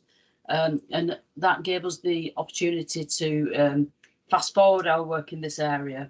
So I'll invite Helen, who's prepared a presentation, to talk through some of the work that she started to do, but also some of the work that she's planning to do as well. Good morning, Helen. Welcome here. Good morning. Thank you for having me. And it's not just myself. There's also Kay and Sam, who's specialty lead for neonatal services. So it's really nice to be here. We had a set of slides. Is it possible for those to be shared, or do you want me to share them from this end? Oh, I always have to look at Laura for that, for permissions. Yeah, I think Katie will share them for us. That's appreciated. Thank you. So, as Karen has just outlined, just in the next sort of 5 to 10 minutes, with a little bit of help from Sam and Kay, I'm planning to outline to you our journey to outstanding neonatal services. And just to emphasise what Karen was saying, this isn't a brand new journey. This is a journey that we're already on, but this really marks that formal alignment with outstanding maternity services. Next slide, please. So you all know OMS, you're really, really familiar with it, and it's great, isn't it? Really successful, a really good structure around governance and around service development. And we think that the Trust vision isn't just for an outstanding maternity services, but for an outstanding perinatal service. So carrying on that quality of care once the baby is born, and for those small group of children that come onto our neonatal intensive care. So we are really trying to mirror the same sort of process, not only in terms of the quality improvement work that we're doing, but also in terms of the assurance that we're giving regularly to yourselves about what level of risk do we have and what are we doing about it. So just a little bit of a recap. I know that you're all familiar with our unit, but we're one of 4 neonatal intensive cares in the Yorkshire and Humber Neonatal Critical Care Network. We've had a recent GIRFT review, and that's been really quite reassuring to us, because overall there's been some really good data that's shown that we're delivering a good quality of care, but it has identified challenges. And for myself as clinical director, it's been good to know that those challenges are one that we've already highlighted and are working with our team on the shop floor. So our particular areas, I think, are about staffing, both in terms of number, but probably more importantly at the moment. Last year we were worried about our turnover rate. And when I say education, I'm more talking about career progress for people on the unit. And then some quality aspects, and we've spoken a lot about our infection rate, our rates of necrotizing enterocolitis. So there's definitely some areas that we're working on and are right to be working on. It's illustrated really strongly what we know on the shop floor, that we've got a very high proportion of very low birth weight infants. For those of you not used to our unit, that's babies who, when they're born, are 1,500 grams or less. So I always like to visualise my bag of sugar in my hand and then visualise the babies. These are tiny babies. I don't think we'd quite appreciate it when we compare across the country exactly how much of an outlier we are there. So that is definitely an area that we need to be focusing and ensuring we're brilliant at delivering quality of care. Next slide, please. So the aim in the next few minutes is just to illustrate our vision for Bradford's journey to an outstanding neonatal service. And our focus is going to be very, very strongly on people. I think all of you have met individuals who work on the unit, and I'm not just talking about consultants. I'm talking about the nursing staff at all levels. I'm talking about our housekeepers, the people who greet me when I come onto the unit. Every single person on that unit has got a really special quality. I think that there have been some times when we haven't heard the voices of some of the people on the unit, and we're working really hard to ensure that every single person feels that they can contribute, not just to the day-to-day care, but also our journey. And that isn't just the staff, it's also the parents and the families of the babies that are coming on the unit. It's really important that we are now secure as a designated neonatal intensive care. There's a national process that's been ongoing where each neonatal network has had to put in plans for the future, for what they were thinking was needed. And it's been incredibly reassuring to myself, to Sam and to Kay, and thank you very much to Karen and Ray for joining us, but hearing that all of the network feel that it's vital that Bradford continues having a designated neonatal intensive care. And already there's been some national investment in staffing with some money coming for nursing numbers. And really pleased to tell you now that from where we were last year, where we were worried about our turnover rate, we've not only altered that, and our resignation rate is now what I would expect for our unit, but we're also managing to recruit well.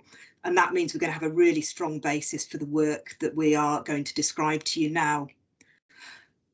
Karen had mentioned the cluster of serious incidents that we had last year, and I think I wanted to use this opportunity to let you know how seriously we've taken that.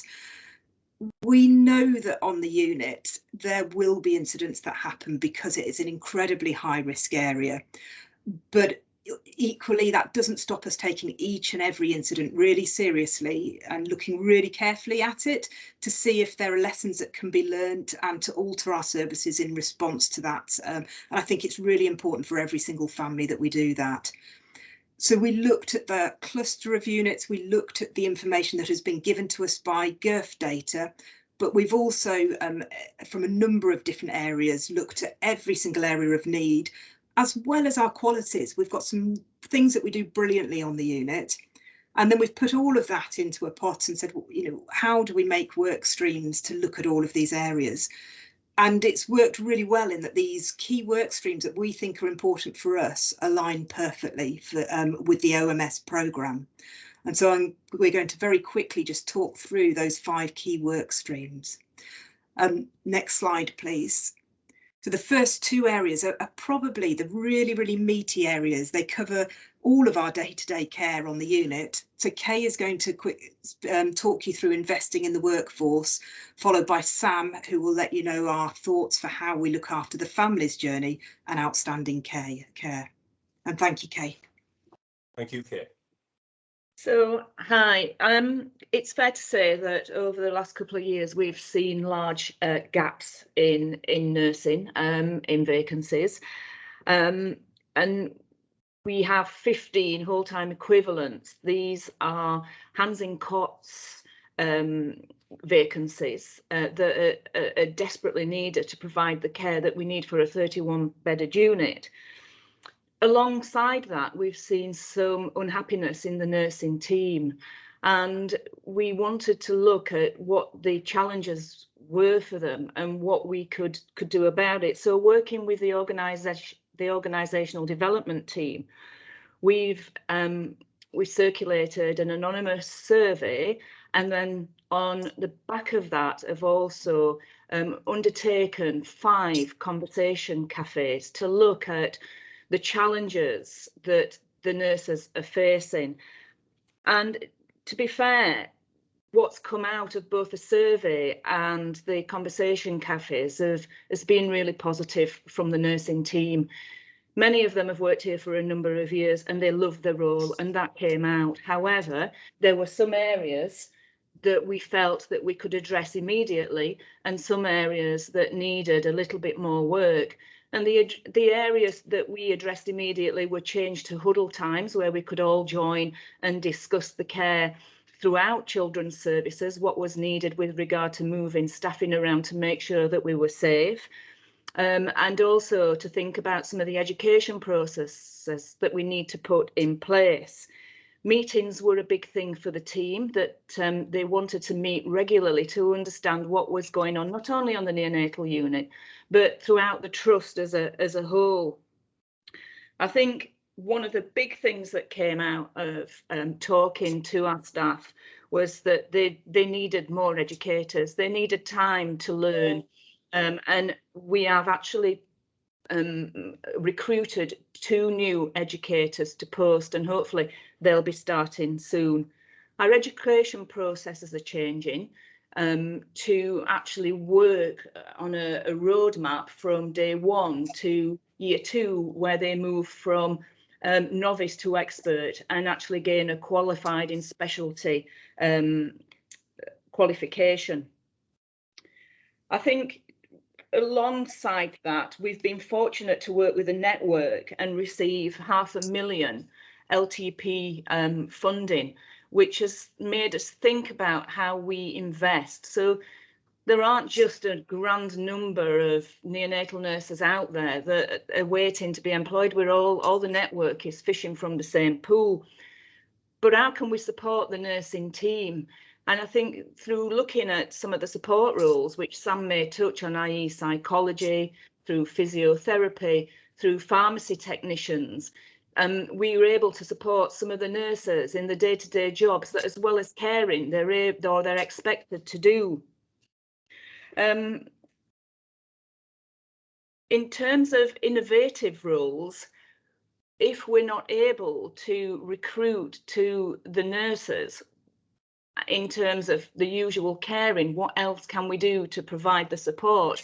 And we've realised that there's a number of innovative roles that we think nurses would like to perform, and this is around breastfeeding coordination, palliative care, and also, well, quite a number of other roles. We've also started to recruit, so Recruitment Fair we attended a couple of weeks ago. We've got 8 new starters. These are Band 5 nurses. I've got a matron advert that is out now, currently to close on the 18th of this month, with a couple of interested parties so far, but I haven't seen the applications. And in addition, we are interviewing for Band 7s this week. So the exercise, I think that the whole journey for us so far has been one that we've learnt from. And I think as a team, Rob, Jamie and I have come together with our team to listen and understand. And I think it's built a better relationship with us and with the team. Thank you, Kay. Thank you. Helen, shall I come back to you for? I think we'll hand to Sam now to talk about Sam, please. That's great, thank you. Sam, would you like to come in, and good morning? Thanks, good morning, thanks for having me. So I'll just briefly touch on the family's journey in outstanding care. It's a big area, but I think it's intrinsically linked. We've been working hard ever since I've been here to deliver the best care we can for babies, and there's a lot of national markers that we're now measured against that we're always working towards. But I think I've reflected in the last few months, what we need to concentrate on, particularly over the next couple of years, is improving our family experience, both in terms of the facilities we offer them, but also their engagement with the care of their babies, because that plays an important part in their ultimate outcome. And we could do better at that, and we need to do better at that. So I think that should be a big area of focus for us in terms of getting more family engagement in how care is delivered, and getting them involved in the care of their baby, not just in a superficial way, but in a much more integrated way. So that's a big focus I think we need to work with. Generally, I think that will help improve outcomes. Kay's touched on improving our skill mix in the nursing team, but it's wider than that. It's getting a modern multidisciplinary team in that can address all the aspects of these babies' care, who often have multiple different needs. So employing the right teams who can support the families and support the nurses deliver the care. When we've had staff shortages, what impacts on that sometimes is the family experience, sadly, because the nurses are running around trying to deliver the direct clinical care needed to keep the babies alive. And sometimes the bit that goes missing is the kind of wider pastoral support for the family. So I think with a wider MDT and a focus on that, we can do better. And then part of that, as Helen touched on at the beginning, we know we work in a high risk area. Our babies are very vulnerable, particularly with things like infection, but lots of other complications. So it's also about developing our risk and our governance structures even more, linking in with the network so we can share experiences. I've just come off a meeting with the network about how we can best address the requirements around duty of candour, sharing learning from SIs. We all have similar experiences across a wide area, and I think we need to tap into that more in terms of how we reduce the risk locally to our babies. So lots of work to do. We've got lots of data we can use to help us do that, and I think it's a really good area. Thank you, Sam. Thank you. And just to emphasise what Sam was saying about family experiences, as somebody who's had experience myself of my daughter being on an intensive care unit, I really valued being shown how I could help support her care. And I think that's something that we can do really well and can explore increasing what we do at the moment. Next slide, please. So you'll see there's no surprise at the titles to the last 3 work streams, which align perfectly with the OMS. The streamlining systems perhaps has a slightly different content for us. I've already spoken about the fact that for us, this is about a perinatal service. We don't exist in isolation. we can only do what we're doing well by working really well with our maternity colleagues. Myself, Kay and Rob as a triumvirate meet regularly with Sarah, with Carolyn and Hannah, and we work really well together between maternity and neonates, and I think we're developing really good lines of communication. The next step in that is making sure that we feed in together to yourselves. And also we're working really on a day-to-day basis for how do we link our neonatal team in with maternity really effectively. Our neonatal unit can't just work with maternity though, it also needs to work with the network, as Sam has just alluded to. And the exciting bit for myself in Bradford is often in other trusts, neonate stands totally separately to paediatrics, and we just don't think that is right for our Bradford population. So we already have some quite exciting pieces of work linking neonates to paediatrics. The two that spring to mind will be children with trisomy 21 and the pathway that plugs them in straight away with their CDC team, as well as having neonatal care. And that was something that we've worked really hard at. The other one, you'll be aware of our butterfly pathway, an award-winning pathway where mothers, when they're diagnosed antenatally with a baby, having a baby with a life-limiting condition, those mothers are given support from one of our neonatologists right from that moment of diagnosis. And that makes so much difference to families. It helps them with their decision making. It also means that when they come to the stage that they're coming to us in paediatrics, they have support from somebody that they've built up a really good relationship with. And when as a parent you're making really difficult decisions about intensive care if your child is ill, that is absolutely invaluable. There are other services that we don't yet have or are very, very new at the moment, and neurodevelopment would be a massive area that we really want to optimise for our Bradford children. And probably there are some bits with the surgical care that we can work on. So the whole bit of this streamlining systems is how do we work with others and really meet the needs of our population. Moving to digital is going to be really quite complex for us. We are one of the last areas in the trust to be using paper records, but we have to ensure that as we move to a digital solution for this, that as babies move around the network, other areas within the network can also see the clinical records. So that's something that we need to work with the network and then bring into the trust and work with the trust systems. So that will be a challenge. And Sam has already spoken about not just involving parents in care, but also making sure that we have the facilities for that family. You'll be aware that we have a charity bid at the moment looking at developing facilities, which I think is really exciting. Next slide, please. So where do we go from here? And at the moment, we're agreeing the delivery model, and it's really important for us that at the outset, we look at what are our markers of success going to be, and I think that's really important. Probably even more important, though, is the ownership of this. This isn't just a management, it doesn't belong to the 5 of us on this call. This is everybody's programme, and it's got to feel like that for everybody on the shop floor, but also all of the families. And so the next step really is going to be a real focus on stakeholder engagement and also engagement with our executive team and with the neonatal network. And last slide, please. So in summary, we deliver good care. It's a similar conversation to the one Karen was having with you. We think our care is good, but actually there are definitely areas we can do better.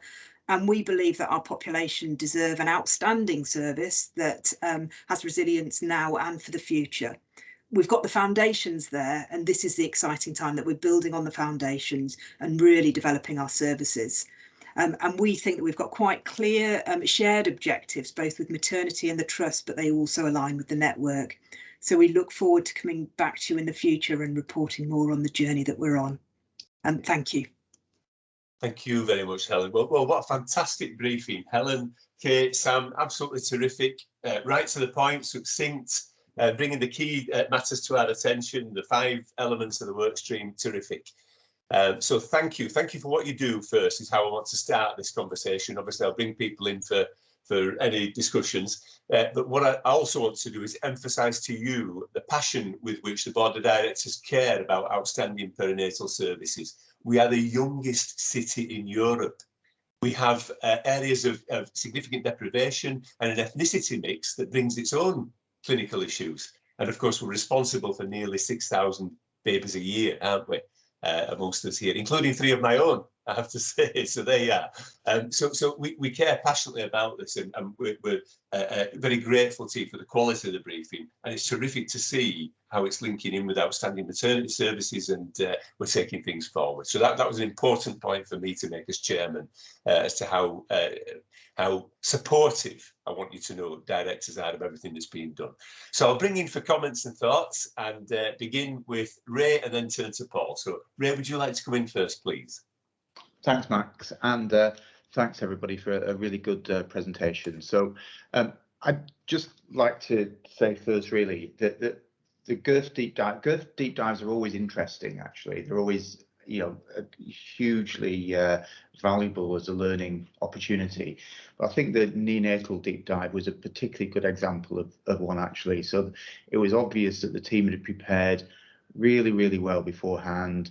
The quality of the data submitted was, you know, beyond criticism. It was a fantastic meeting, and yes, there were some challenges raised appropriately, but the team were incredibly supportive and recognised the work that our neonatal unit does. And what was stark, actually, was the challenging population of babies that we have in our unit. You know, the difference compared to national averages around very low birth weight babies, extreme prematurity, was absolutely stark. And yet, you know, the outcomes that we achieve are really excellent. I know that probably the last 6 months or longer, the last 12 months, it's been fair to say that the neonatal unit has really faced some significant challenges, but what they've done, and what's really important, is they haven't been defensive about it. They haven't shut up shop and said, no, there's no problem here. They've been absolutely open, engaged with every challenge and every meeting, and have been prepared to, you know, tackle all the issues head on. And, you know, that's in no small part due to those on the call today. So in Helen and Kay and in Sam, I think we've got 3 fantastic leaders there who are absolutely committed to making all the changes and improvements that we need to do. And I think, you know, in their hands, the unit is very well served. So thank you to the 3 of you for all the efforts and for meeting the challenges head on and not shirking at all from them. Thank you very much, Ray. Well put. Yeah. Paul, shall I come to you now then, please? And then we have Kevin and Mel as well. So Paul, please. Thanks, Max. And I was just going to echo what Ray said in terms of it's always a privilege listening to Helen and colleagues speaking about this, because it's their passion. It's absolutely suffused with their passion.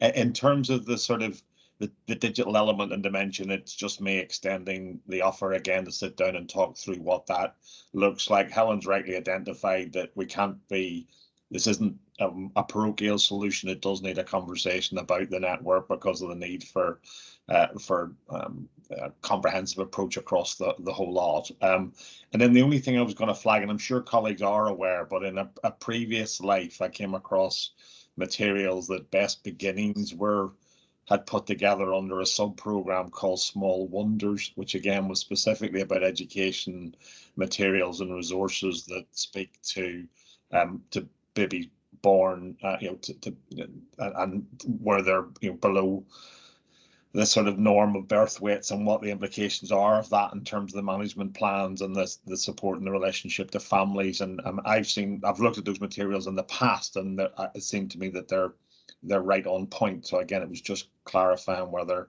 colleagues were familiar with those materials, or whether again I could help in any way to familiarise and or indeed introduce us to the supplier of those products, because I happen to know them personally very well. So.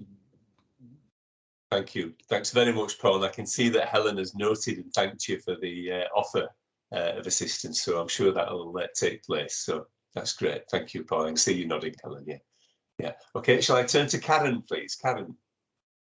Just to say thank you to the team. I'm incredibly proud of them and the progress that they are making in applying a different way of looking at things to make improvements and make things even better. using the OMS approach has really helped with that.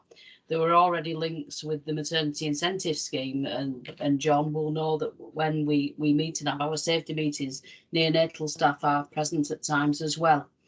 To strengthen that, as an exec team, we have allocated a exec lead for children's services, which is me at the moment, but Ray and I may well swap and change that, so we don't go native. So that nicely links in maternity and children's services together. So I will be championing neonatal and children's services in the same way that I do maternity services. Well said, Karen, thank you. And can I echo your point about the quality of the team in the briefing? Because any team that starts by saying, and here are some concerns we have, that was great. That's what we need to hear, and we want to know in ways we can help to mitigate those. So well said, Karen, thank you. Mel, could I bring you in, please?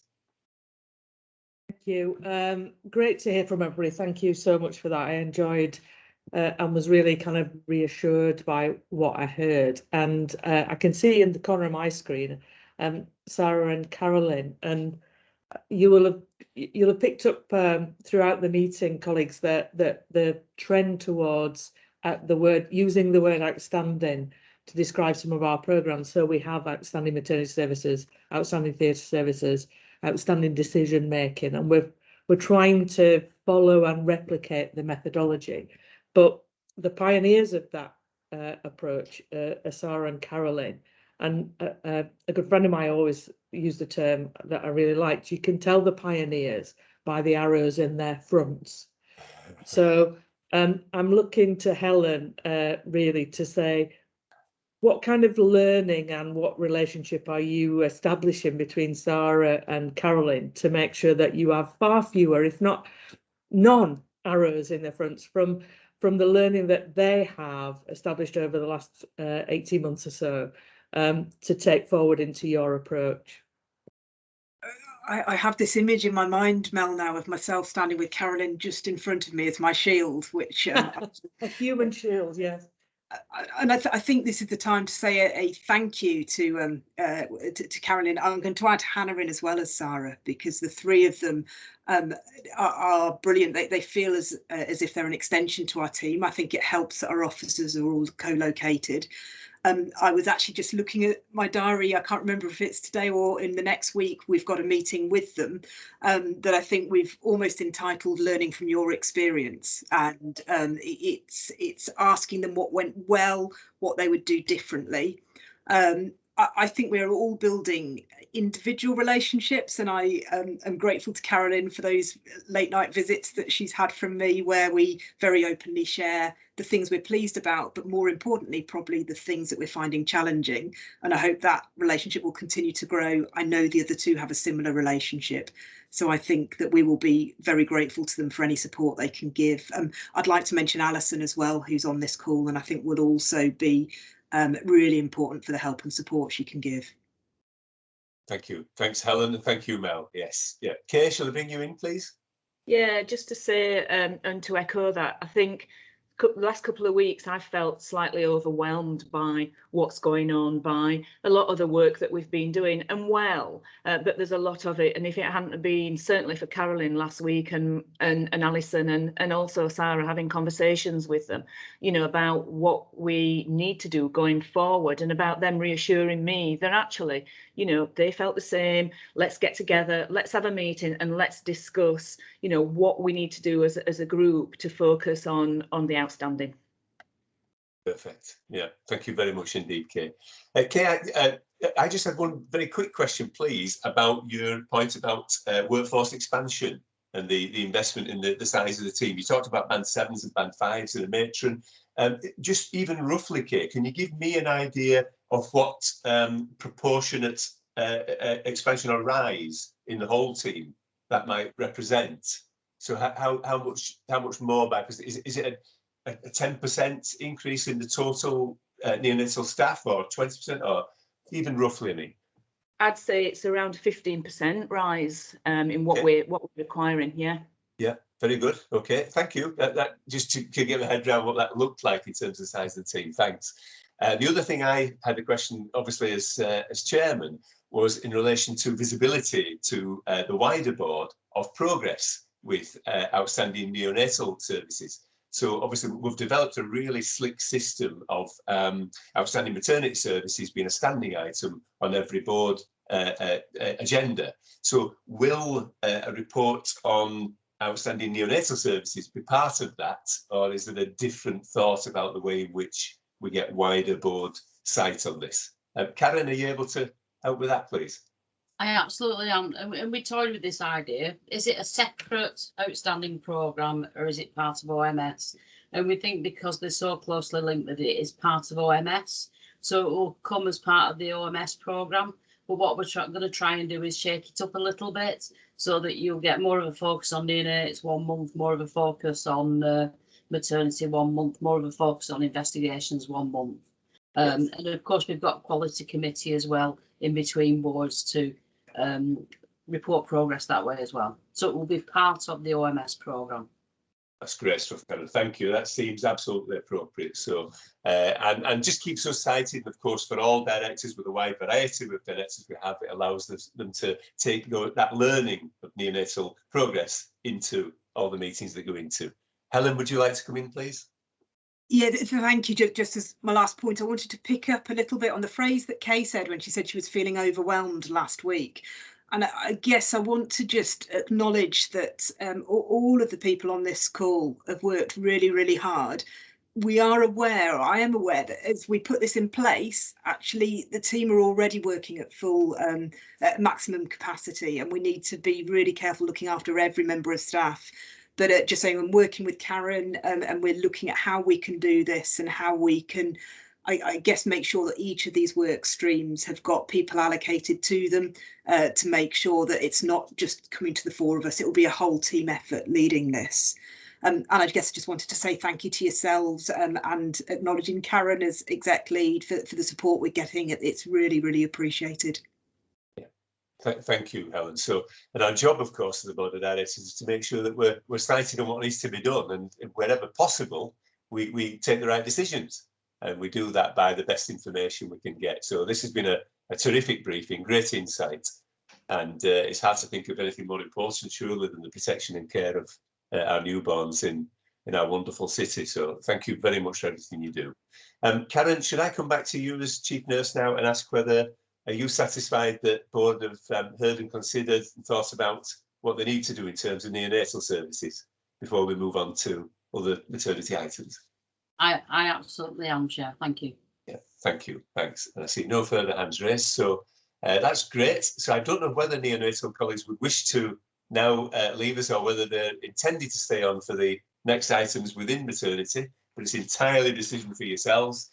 But I do hope you felt listened to. And you know, we're passionate about getting this right. So to Sam, to Kay, and to Helen, and you're of course welcome to stay if you need to, but I imagine you've also got things to do yourselves. So yeah. Helen. Thank you for having us. I know myself and Sam may have to just make some clinical calls for a child, but we're very grateful to see you all. Thank you. Okay. Thank you. Thanks. Thank you very much for the insights and high quality briefing. Great stuff. Yeah. Good. Good. That's very encouraging from the team, and I think we're well cited on there.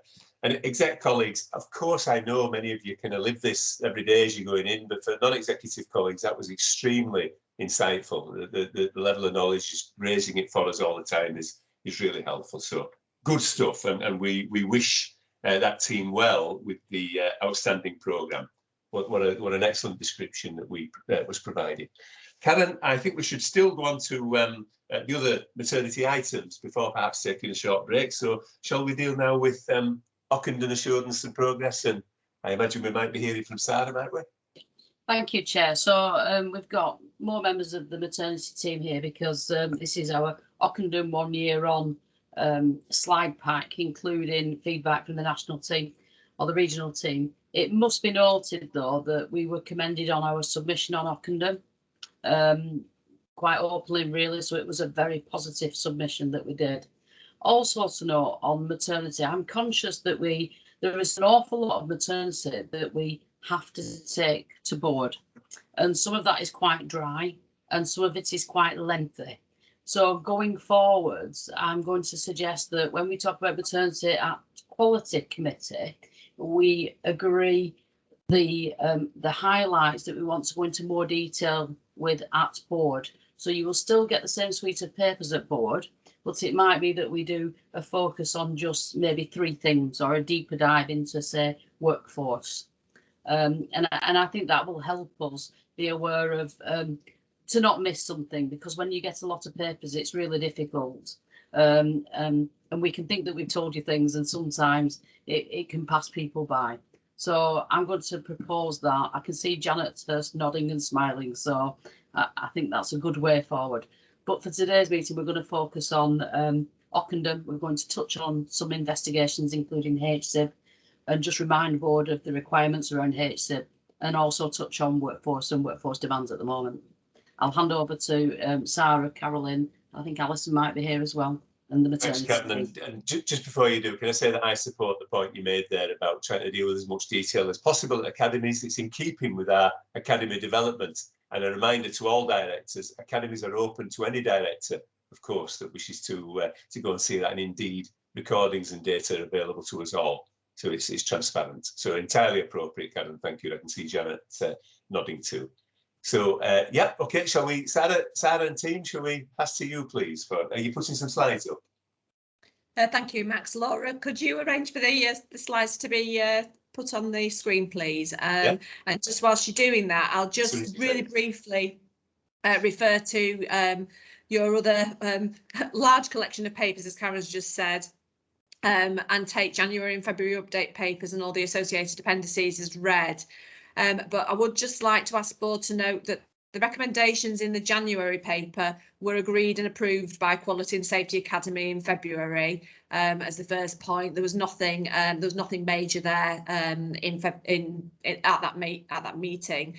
And then just the second request, and again, as Karen's already alluded to, just to note that for the February paper, that appendices 2, 3 and 4, which were the learning and recommendations from 2 closed HSIB cases, closed as in finished, and 1 internal serious investigation, are included on the closed board agenda due to the sensitivity of the information.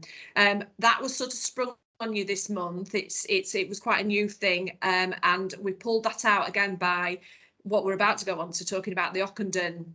Our Ockenden 1 year on, when we looked at the finer detail around some of the recommendations, it does clearly say that board are expected to have sight of the completed investigations and the learning and recommendations that come from that. So previously, you've always had a highlight report of what's actually happened and anything immediate that we found in our 72-hour initial review, but you've not had that closed loop of this is what the SI said and this is what the recommendations are. So that was new for this month, but after a little bit of deliberation, we decided that obviously, because some people may be identifiable when you get that level of detail, that it will go in the closed board. That said, any parent that agrees to having an HSIB investigation is also agreeing that that information is shared publicly as well. So I suppose it could go in open board if we really needed it to or wanted it to, because the parents have sort of given consent to that already. It might be something that we need to consider, that we actually ask parents that as well ourselves. Are you happy for this information to be shared with our board of our open board members? But we'll progress that as things go on. So that's all I needed to say, unless there was any particular questions about the 2 papers and appendices that are being presented, which I can take at the end. That's or perfect, offline. Sarah. That's easier. Yeah, okay, that's perfect. We'll right. take a recommendation from your team and under Kevin's leadership, I guess, as to the best way to provide that information. So thank you, Sarah. Yeah. Great, thank you. So I've got Carolyn with me as well today, and we will just talk about our Ockenden 1 year on. If I can move my own slides at this. Okay, so I think we've talked about Ockenden before. Roughly, it is about a year ago since we did present to open board, and just to give that little bit of background summary really quickly. The first Ockenden report came out in December 2020, looking at the maternal and neonatal harms at Shrewsbury and Telford. It's very well publicised, as I'm sure everybody on the call is aware. Lots of information in the national press, lots of really difficult viewing, difficult reading that's come out as well. I won't go into too much details there, but essentially the first Ockenden report had 27 recommendations that were for the named trust, but in addition to that there were 7 early recommendations for the wider NHS, which were labelled immediate and essential actions. At the time, we complied with all immediate assurance reports and requests and uploading of all the evidence to a national portal, which, as Karen has said, when we've had our internal audit on that, found a high level of assurance. And I think actually speaking to some of my peers certainly across the LMS, I don't think anybody else has actually done that level of assurance by having an internal audit on what we uploaded. So actually I think that says a lot about us as an organisation, but again, obviously our transparency and our willingness to learn as well. It does say on this slide that the expected publication of Ockenden Part 2 was the end of March. Now, again, people may be very aware there's been a lot of upset in the press and on social media again in the last couple of days because that has been delayed due to a parliamentary issue. So there are quite a lot of upset families there that information is not coming out at the time. I haven't got an update as yet as to when that report is expected, but I'm sure we will be finding out in due course. If we could have the next slide, please. So just really briefly, the reminder of the key findings from the first report ranged about governance across all areas, including board oversight and learning from incidents, lack of compassion and kindness, poor assessment of risk and management of complex women, failures to escalate, poor fetal monitoring practice and management of labour, and suggestion of reluctance to perform caesarean sections, and that women's choices weren't respected. There were other issues around poor bereavement care, obstetric anaesthesia provision, and neonatal care and documentation and care in the right place. There was also, again, this big recognition that lessons hadn't been learned from another really notorious review, which was that of the Kirkup report, which was actually quite shocking. And I think, again, that will very much come to the forefront round about June time when Bill Kirkup's report into East Kent comes out. And I think if I was sitting in his shoes, I'd be saying, well, I wouldn't be writing this report if everybody had listened the first time round. So I think, again, that's going to be another very difficult report for everybody to read. Next slide, please. So 12 months on, we received a letter a few weeks ago with a very quick turnaround. And I think, reading between the lines, that was to coincide with the next publication being expected at the end of March. But the request was that Ockenden was again discussed at Trust Open Boards before the end of the financial year. That it was very prescriptive. That discussion was to include progress with the implementation of the 7 immediate essential actions and our plans to ensure full compliance against those, and also maternity service workforce plans. It was also to ensure that local system oversight of progress was also going to be shared with the LMS, the ICS and our regional teams, and we are on target to be able to do all of that. Next slide, please. So again, our Ockenden evidence submission was uploaded and submitted to the national portal as requested. There was a massive amount of information that went into that submission that was led and coordinated by our quality and safety lead. We've now changed from risk and governance, and she's now the quality and safety lead to be more reflective of that requirement for learning rather than to focus on the risk elements. She did an absolutely amazing job, and as Karen said, we were commended on the quality of our submission from our LMS colleagues who gave us very positive feedback. Again, the internal audit also reiterated that. I think there's a few notes that we just wanted to make about the review of our evidence when it went to the regional team, however. The evidence was reviewed, and this is quite important, it was reviewed by non-clinicians. So subsequently what we found is that there is then some variance between our self-assessed drag rating and that of the RAG rating provided by the regional review.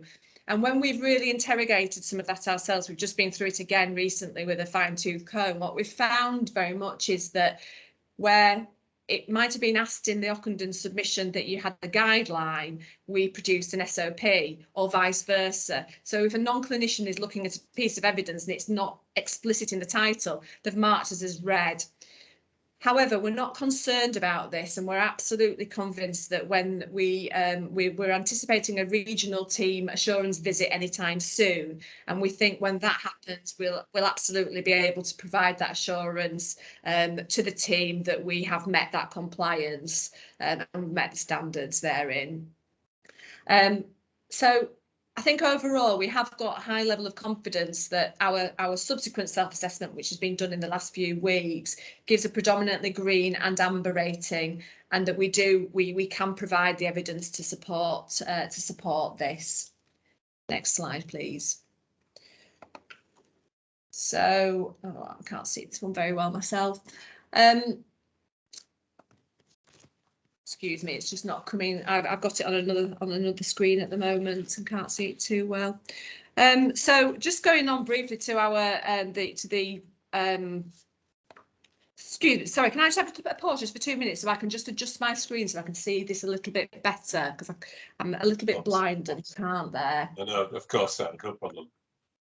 I think for most of us otherwise it's clear enough. Yeah. I think it's fine. It's just how it's coming up on my other screen. Thank you for that. Okay, so the immediate and essential safety actions, which are split into the next couple of screens. The first one was very much about safety and maternity units across England, and the fact that they must be strengthened by increasing partnerships with between local trusts and local networks. So we were able to provide a good level of evidence to describe our compliance with this action. But we did pick out, when we've gone through it recently, we did pick out a few areas that we still felt we needed to strengthen on. So, and as we've seen today by the February update paper, we've indeed started to do this. So maternity serious incidents and SIs are expected to be presented to the Trust Board every 3 months. Now, actually, we over deliver on this one, because you get every single SI or HC investigation on a monthly basis if there has been one, including an update on the progress of the investigations. So we're already doing pretty well with that. But as I said earlier, the bit that we're just sort of trying to strengthen is that you are then getting the outcomes of those investigations and the learning that's come out of them, including the timescales for completion. So our recommendation there was that future papers would be included in the quality of care. We would include the quality of care panel SBAR, and then include that which we have done. The other bit there that we still feel that we need a little bit more strengthening on, we've been using the National Perinatal Mortality Review tool to the required standard for a good period of time now, and again, board will be cited on the fact that we do provide that update on a quarterly basis. The bit that we're not doing so well on at the moment still is the external peer review of Bradford PMRT cases. It's not quite been established and embedded, and we're just trying to unpick that a little bit. I've spoken to my LMS colleagues. Some people have already got that nailed, others haven't. Some are using university colleagues to do their external review. Others are doing a bit of mutual aid amongst themselves. So we're working certainly at the moment with Airedale and also with Mid Yorkshire to see if we can do any mutual aid there. The next area was about listening to women and families, and again, I think it's really fair to say, and for those people that are involved in the OMS and have been to some of our launch meetings and our birthday parties and all our celebrations, I think it's really clear to say that we have a very good working relationship with our Maternity Services Voices Partnership, who really do represent the seldom reached voices within our communities. We're also really, really proud of the Maternity and Neonatal Safety Champion process that has significantly evolved over the last 4 years, and we've got a good level of evidence to support that too. There are, again, though, areas that we do feel that we can strengthen further. So first of all, we obviously do have John as our non-exec director with oversight of maternity services. But there's a little bit further that our non-execs need to do there, to actually engage more on a one-to-one basis with our MVP. So rather than just rely on me going to those meetings, to actually attend the service user events and to attend the main meetings with the MVP, so that they can actually hear firsthand any of the grassroots information that's coming back, that they can provide that assurance that actually, yes, I am keeping board appraised of everything that's happening, and that we are open and transparent, and that we are addressing some of our issues. So John has now been invited to those meetings. The MVP are supportive of that approach, and hopefully we'll go green on that one quite rapidly. There's also another issue, Max, that I know that you're aware of, that our job description for our NED safety champion just needs to be explicit in including the maternity and neonatal champion roles within it, which we know is going to be resolved very rapidly. Next slide, please.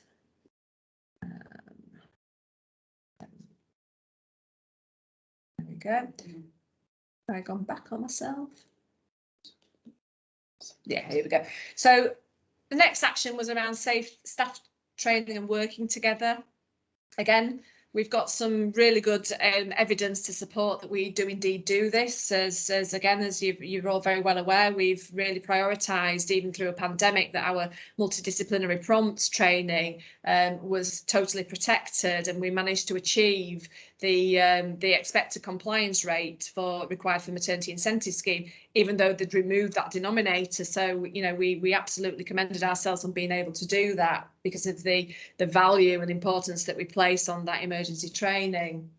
There were some discrepancies between the trust self-assessment and the regional review of this, but again, we're confident that this can be evidenced, and I think again it was a misinterpretation of the training records that we provided.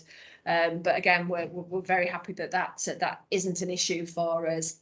The areas that do need to be strengthened again, though, are that our training needs analysis, which we do have, just needs aligning with the NHSR core framework. That again will go on very rapidly. We've got a newly appointed professional development midwife who's been working really hard on that over the last few weeks, and we've actually got that to a point of she's about to present that in a report format for us to show where our gaps are and what we need to do to make sure that we're fully aligned with that. The regional review also wasn't satisfied that we were able to confirm that the funding that was allocated for maternity staff training was ring fenced. And again, we're a little bit surprised at that, because there was a letter that was very explicit in there that I think had come from Mel and Matthew to say we do indeed ring fence it, but we think it's just again a misinterpretation of how they reviewed the evidence. So again, confident that that will be resolved. Management of complex pregnancy for number 4. Again, we have a very high level of assurance for this domain, but again, have some areas to strengthen, particularly around the overarching audit to achieve compliance with the audit descriptors for a number of the specific questions. Now, that has been completed now. It's just in the ratification stages and requires a presentation at our audit meeting. And then again, that will turn us green on that front, and then the subsequent plans will be how that feeds into our annual audit planning, which it will be. We need to determine whether it needs to be a 6-month or an annual review. So there's plans in place for that. Okay. So again.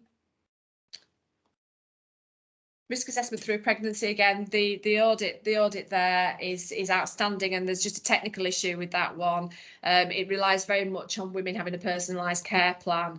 At the moment, the personalised care plans are in paper format, owned by a woman, and it's very difficult to actually collect those in at the end of a pregnancy to be able to audit them. This will be resolved as soon as we've done our EPR go live, because it's incorporated into the care record there. Okay, so again, fetal wellbeing. again, good level of confidence that that we can resolve some of the discrepancies between our self-assessment and the regional review regarding the Saving Babies Lives Care Bundle compliance, which we have declared ourselves fully compliant on. And again, there are some issues around some areas to strengthen regarding the informed consent, which actually sits with the MVP rather than us. They have done a review of our website as requested, but they've not done that in a formal template. So again, there is a planning process to address that. Okay, so I'm just going to hand over to Carolyn now, just on the maternity services workforce plans.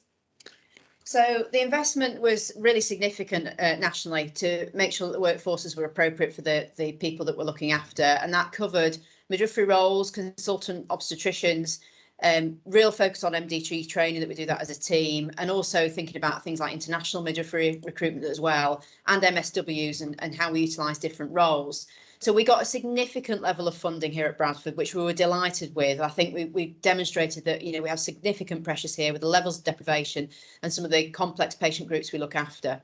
The National Midwifery Staffing Crisis has meant that some of these funds have been underspent, and that goes for some of the midwifery roles as well as the consultant roles, which we're going to come on to shortly.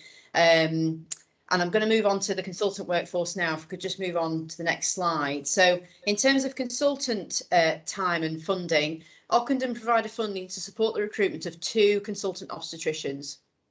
And this funding request really was based around making sure that we could provide a daily consultant-led ward round of all our complex antenatal patients, whether they be on labour ward or upon the obstetric wards. And one thing to say is that the daily, and in fact 4 times daily, consultant ward rounds on labour ward are well established, very embedded, and we're auditing those. But we were struggling prior to Ockenden to provide daily ward rounds on the obstetric wards, as well as a consultant presence in our ambulatory acute areas. So we call them our maternity assessment centre and our day unit, who see those high risk patients coming in, often significant numbers. We can see up to 1,400 women a month in those areas. So that was the funding agreed. We managed to give 1 full PA to one of my consultant colleagues to be the fetal monitoring lead, who marries up with one of our midwifery leads to do this. And we advertised for 2 substantive consultant posts in the autumn last year, one with a focus on high risk care and reducing preterm births, and the other more of a focus on bereavement care. Now, they also offered some leadership around the MDT skills training as well within those roles. And in December, we managed to appoint to one of these roles successfully, and that person is now in post. They're a full-time consultant obstetrician. The other post, sadly, there weren't any eligible applicants. And as we found, the national market has been flooded a little bit by all units putting job descriptions out to help with their obstetric workforce. And I think we lost out in that round, sadly. There was 1 further consultant post approved at the time by our own trust, which we were very grateful for. So we had 3 posts out at the time to try and recruit further people. And whilst we recruited to 1 post and the second post, as I've described, we didn't have any suitable applicants, we did offer the 3rd post to an individual who then gave backward. So we have had significant difficulties recruiting. Obviously, we've really tried. We have currently a fetal medicine post, consultant-led post in the pipeline. The documents are sat with HR and it's just waiting for HR to get out on NHS jobs. I have at least 1, if not 2 candidates that are extremely keen on this role. They're both pure obstetricians and I know would be very interested in this role. And we're currently rewriting and rethinking the 3rd role so that we really make sure that we're utilising skills of a new colleague, particularly because the bereavement post didn't seem to attract people in the way that we'd hoped. So we are working on that. In terms of the PAs that we're currently managing to deliver in the obstetric ward rounds, we've got 3 PAs of consultant ward round cover within job plans currently. So that does leave a number of sessions that aren't covered or embedded. But just to give you an idea, in the last 25 days, so through February and into March, we have managed to cover 10 of those sessions with consultant-led ward rounds. So whilst it's not fixed in job plans, it is something I'm asking for everybody that practices obstetrics to be involved in and give their time in a flexible manner to try and provide this time. It is a strain at the moment because we've not managed to recruit extra bodies to share that load. So that is a strain on the consultant body. And anyone that does obstetrics and gynecology, because we've implemented a separate gynecology rota as well, that's an added strain. And there's a lot of competing priorities currently on the consultant body, and we are trying our best to deliver these, particularly because Ockenden funding was there. I just wish we'd managed to recruit when we hoped to back in the autumn for those extra 2 bodies, which we haven't, but we are still trying, and hopefully in the near future we will have succeeded in achieving 2 extra consultant obstetricians to really take that pressure off some of our existing colleagues who, I can't ask any more of people. They're all working so hard because they know it's the right thing to deliver, but people are just at the hilt with their job plan sessions. So that is something that we are trying to look at. And if it means that we need to take down elective planned activity within the department, then we may have to do that to allow us to provide this acute work in our ambulatory areas. And that is something that we are looking at, particularly if our current plan of trying to deliver things flexibly over the next few months doesn't work. So there are ways around this, but of course we're caught in the middle with trying to reduce our waiting list, particularly on the gynae side, for a range of services that we're offering, as well as elective theatre. It's a balance with all of this to try and achieve what we're being asked to achieve as a CBU. It's presenting significant challenge. Next slide, please. Okay. I think we're coming on to the midwifery workforce aspects. Yeah, so back to me, and you'll be pleased for the final slide. So the midwifery workforce, our priority is to recruit and retain an additional 12.52 whole-time equivalent midwives to achieve the safe staffing recommendation element of our Birth Rate Plus report from last year. As Karen said before, a lot of our Birth Rate Plus was very much around being able to achieve 100% continuity of carer, which requires a further 20 midwives on top of that 12.52. So our ambition is very much, our priority is very much that we are focusing on the 12 first, and then anything over and above that is a bonus and will enable us to start to mobilise our continuity plans. So how we're going to do this? So our main annual recruitment drive starts in May time. And this usually achieves the largest number of new starters annually around about the October-November stage. It's not going to be enough. We know it's not going to be enough. I think, again, my peers have all now done their birth rate pluses, I think with the exception of one of our organisations, and everybody is requiring a significant increase and uplift to their midwifery establishments. And clearly the universities have not caught up with us yet. It's going to be a few years before the number of newly qualifieds coming through catches up with the actual requirement. So essentially we're all fishing in the same pond, and our ambition is to make ourselves as attractive and as appealing as an organisation to work in as possible. So we are also exploring international recruitment, and we do have some HE funding which we secured for 4 midwives from a regional bid. We're looking at the moment at a business case as to whether we can increase that recruitment drive to actually trying to get 10 at the same time. So that's been progressed at the moment. We have a rolling advert out for band 5 and band 6 midwives, and essentially we're at the point now where we're trying to offer bespoke roles, but essentially we're trying to offer people anything that they want, tailored packages, anything to make it to come and work for us in an area that they feel that they can add some value to. So that's our motivator at the moment. We're going to have a planned advertising campaign to try and attract midwives outside the region. How successful that will be, I don't know, because I would imagine people everywhere in the country are doing much the same. But we're also looking at how do we retain our staff and make them feel valued, nurtured, want to stay, but actually then to go on to their, if they've been a recent graduate, to go on to somebody that they might have known in the year before, to say, you really need to come and work at Bradford. It's an absolutely amazing place, and this is the support that you'll get. So we have a pastoral support midwife in a fixed term post at the moment, and we have requested that this becomes a substantial role within our structure, because we really feel that is going to be needed certainly for the significant future to help with that retention. What's not on here is I've also just developed a job description for legacy midwives. So that is about, we know that we've got midwives at the other end of their career who are looking to retirement, and rather than lose those skills, we're looking at ways as to how we can bring them back to support our newly qualified members, and actually give that experience and training to people that is just comes with experience and can't be taught in a university setting, or even sometimes on the clinical shop floor. So that's being progressed as well at the moment. We're looking very much at realising that there aren't enough midwives out there at the moment to increase our headcount to what we need, we're looking at how do we mitigate and keep the service safe whilst we're trying to do that recruitment piece of work. So what we're looking at is actually the amount of maternity support workers that we've got currently, and we've already started to increase the number of those to be able to provide enhanced training to them so that they can pick up some of those key skills like smoking cessation, infant feeding support that doesn't replace a midwife but actually enhances that role, and it leaves the midwives free to do other things.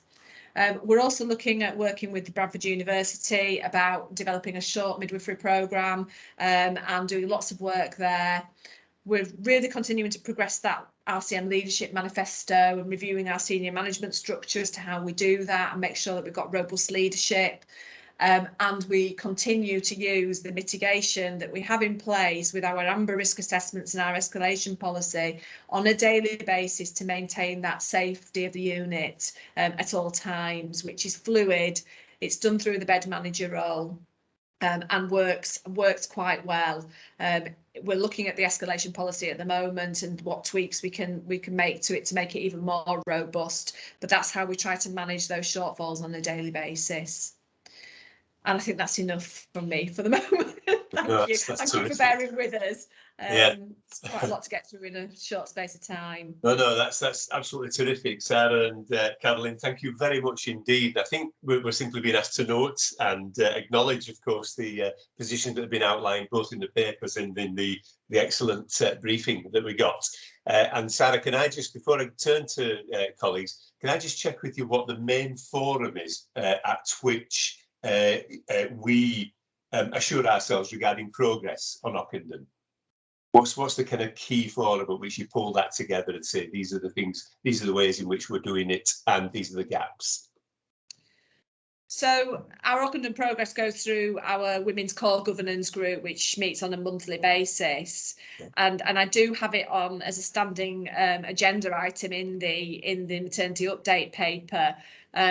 So I think I probably need an offline conversation with Karen as to whether that is sufficient or whether we need to look at it in a slightly different way. It's mentioned every month, but actually how much attention and detail we pay, I think is a really valid point and something that we need to pull out and reinforce. Yeah, no, that's a really candid answer, Sarah, and I had no particular reason for asking. I was simply wanting to get my own understanding of where the discussions take place. So thank you for that. The Women's Core Governance Group, yeah? Okay, that's great. I bet it may be that you wish to review where those discussions happen. Thank you. Shall I open up for any questions or comments? Karen, would you like to come in, please? Yes, just very quickly, and I'll go back to my comments at the start, which was about, doing that deeper dive at Quality Academy and then pulling out the really salient facts for boards to be cited on, because that was an awful lot of detail that the team obviously felt that they needed to give, so that as a board and non-execs, we are cited and feel assured by the information coming through. But I just wonder if it lends itself to a future board development session where we do a deeper dive and have more of an open session around Ockenden and maternity, maybe in about 4 to 5 months. I'd certainly welcome that, Karen. I know there were some must-dos that came to our attention, of course, a couple of years ago, and I see the links with those as well. So I think that's a really good suggestion. Yeah, thank you. I think we should note that as an action, and we'll decide as a board the best way forward rather than try and take a decision now. But it seems a really good idea. I'll open up for any other thoughts. Janet, would you like to come in, please? Thank you, and thank you for excellent presentation, both yourself and Neonate. Really stimulating and without doubt impressive, all the achievements that you've made. And I'm intrigued with, because through this, the biggest issue for me is the pipeline of the workforce, for the reasons that you've said. And there's always a lag time, and there's always regulatory constraints where we can't just stuff university through lots and lots of midwives. So nationally, we'll all be living this challenge, not just in midwifery, but in obstetrics as well. But through that, innovation will come and different types of roles will come.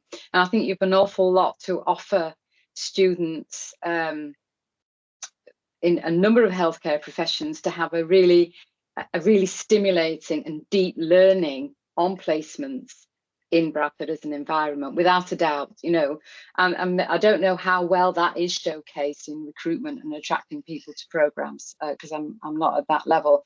So I'm really pleased that innovation will come, and I'm intrigued with the legacy role. And I don't think that it really needs to be your retirees, you know, it's almost having midwives having mentorship to develop in role, because it's a really difficult role, and there's just the panorama programme in itself had a shadow that rippled across not just current staff but student community as well. So I've no doubt that innovation will come from all the ideas you're presenting, Sarah, and I'm just flagging that I'm pleased to be part of that, but acknowledging is, for me, it's the pipeline of where the staffing are going to come. We have so much work to do to attract people into many of our healthcare professions. Thank you very much, Janet. Yeah, and in support of your point there, Janet, Jacqueline Dunkley-Bent, when she met with us, reinforced that point, didn't she, about a sad story somewhere throughout the country affects other maternity units and people who work in trying to bring our babies into the world in a safe and healthy way. So yeah, very well put. In the absence of any further questions, Karen, could I just check with you whether was there anything further on maternity that you specifically wish to emphasise to board? We've all had the papers, of course, but is there anything more we need to do before we can close this item? The detail, as usual, is within the reports in relation to investigations, stillbirth, etc. I think what we wanted to get across to board today was the importance of where we're at with Ockenden and that important update on where we're at with the workforce elements of that. I would also suggest that from a workforce point of view, we have a slightly deeper dive at perhaps Workforce Academy at the end of the month, where we can go over some of these things and make sure that we've got the full team sighted on that via the People Academy, not Workforce Academy. No, we'd welcome that, I'm sure. And I can see Pat nodding as well, Karen. So yeah, happy to make that happen.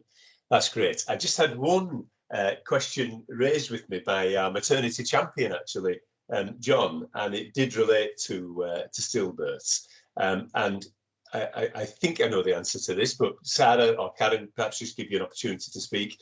John wishes to check whether our stillbirth data is monitored by equality and diversity themes, and indeed he was interested whether we're able to monitor by deprivation, and so equality, diversity and deprivation, and whether, if that is done, is there any learning, or would you be able to advise us where we could find the learning for that analysis? So Sarah, Karen, I appreciate you wouldn't have known the question was coming necessarily, but I'm sure you're on top of this. So may I ask whether you're able to advise us on that? Yeah, thank you, Max. So yes is the answer to this one. So when the PMRT for each baby is completed, that automatically pulls out things like ethnicity and age and all of those factors. But what we've actually done for the first time this time round is we've done a full review of the 25 babies that died last year. And we have actually applied the deprivation indices to those, and there's no surprises, but of the 25 babies that died, the majority of them did fall into the postcodes for our most deprived areas. But so it wasn't a, you know, there wasn't a great revelation there, I suppose, but it has just given us that that validity that yes, that is where it's happening. And our next step now, it's what we do with that information now we know it. We will work with the OMS, and Alison Powell's already expressed an interest in this piece of work. We'll try and do some very targeted work within those specific postcode areas as to whether that's a focused campaign on reduced fetal movements, or whether it's about smoking cessation in one of those particular areas. But it just gives us that ability to look at actually where are our major concerns. One of the things that has come up is that there's that out of the 25 babies from last year, a lot of them were to first-time mums, and that's sometimes a little bit more difficult to unpick. Actually, how can we prevent that from happening? You know, if it's been a mum that's already got some risk factors there that we know about, you can sort of do something about it. But when it's somebody for the first baby, it's a little bit more complex. So we're actually going to focus on that as well. So yes, we are going to do that, moving forwards, and maybe apply it to other things as well, where we have other poor outcomes. Great stuff, Sarah. Thank you. So, of course, we act as one to tackle health inequalities, and I'm delighted to hear that analysis has been undertaken. Sarah, can I also assume that any director who might want to see, I haven't had requests, but any director that might want to understand that data better, if they were to approach yourself or Caroline, it'd be available to them, would it? Yeah. Yes, absolutely. It was presented at I think patient safety saw a presentation to that effect. But again, we're quite happy to share that at some point if that's required. No, I'm very pleased to hear that's being done, and that thought is being given to the way in which it might shape the wider services that we provide. So great stuff, Sarah. Thank you for that detailed answer. Great. Okay.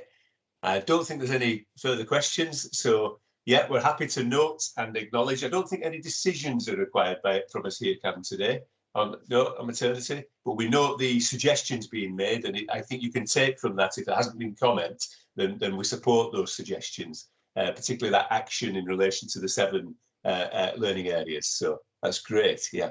Okay. Thank you. Thanks, Sarah, Caroline. Thank you very much both for what you do and for the quality of the briefing to us. And it was good that we took the time to listen to that. It was important that we got the detail you provided. So thank you very much indeed. Okay. Enjoy the rest of the day. Yeah. Thank you. Thanks very much. Yeah. Okay. Well, we've been going some time now, colleagues, haven't we? So I do think it is time for a break, and we'll be as succinct as we can as we come back and deal with the rest of the items. There's a little bit on quality, our work on people and financial performance, and then general board business to conclude. But we do have within the calendar to 1:30, don't we? So I've got 12:17 on my computer screen. I hope that's about right. Should we say 12:25, just to give people a chance to stretch their legs and for the kettle to boil? Yeah. Okay. So 12.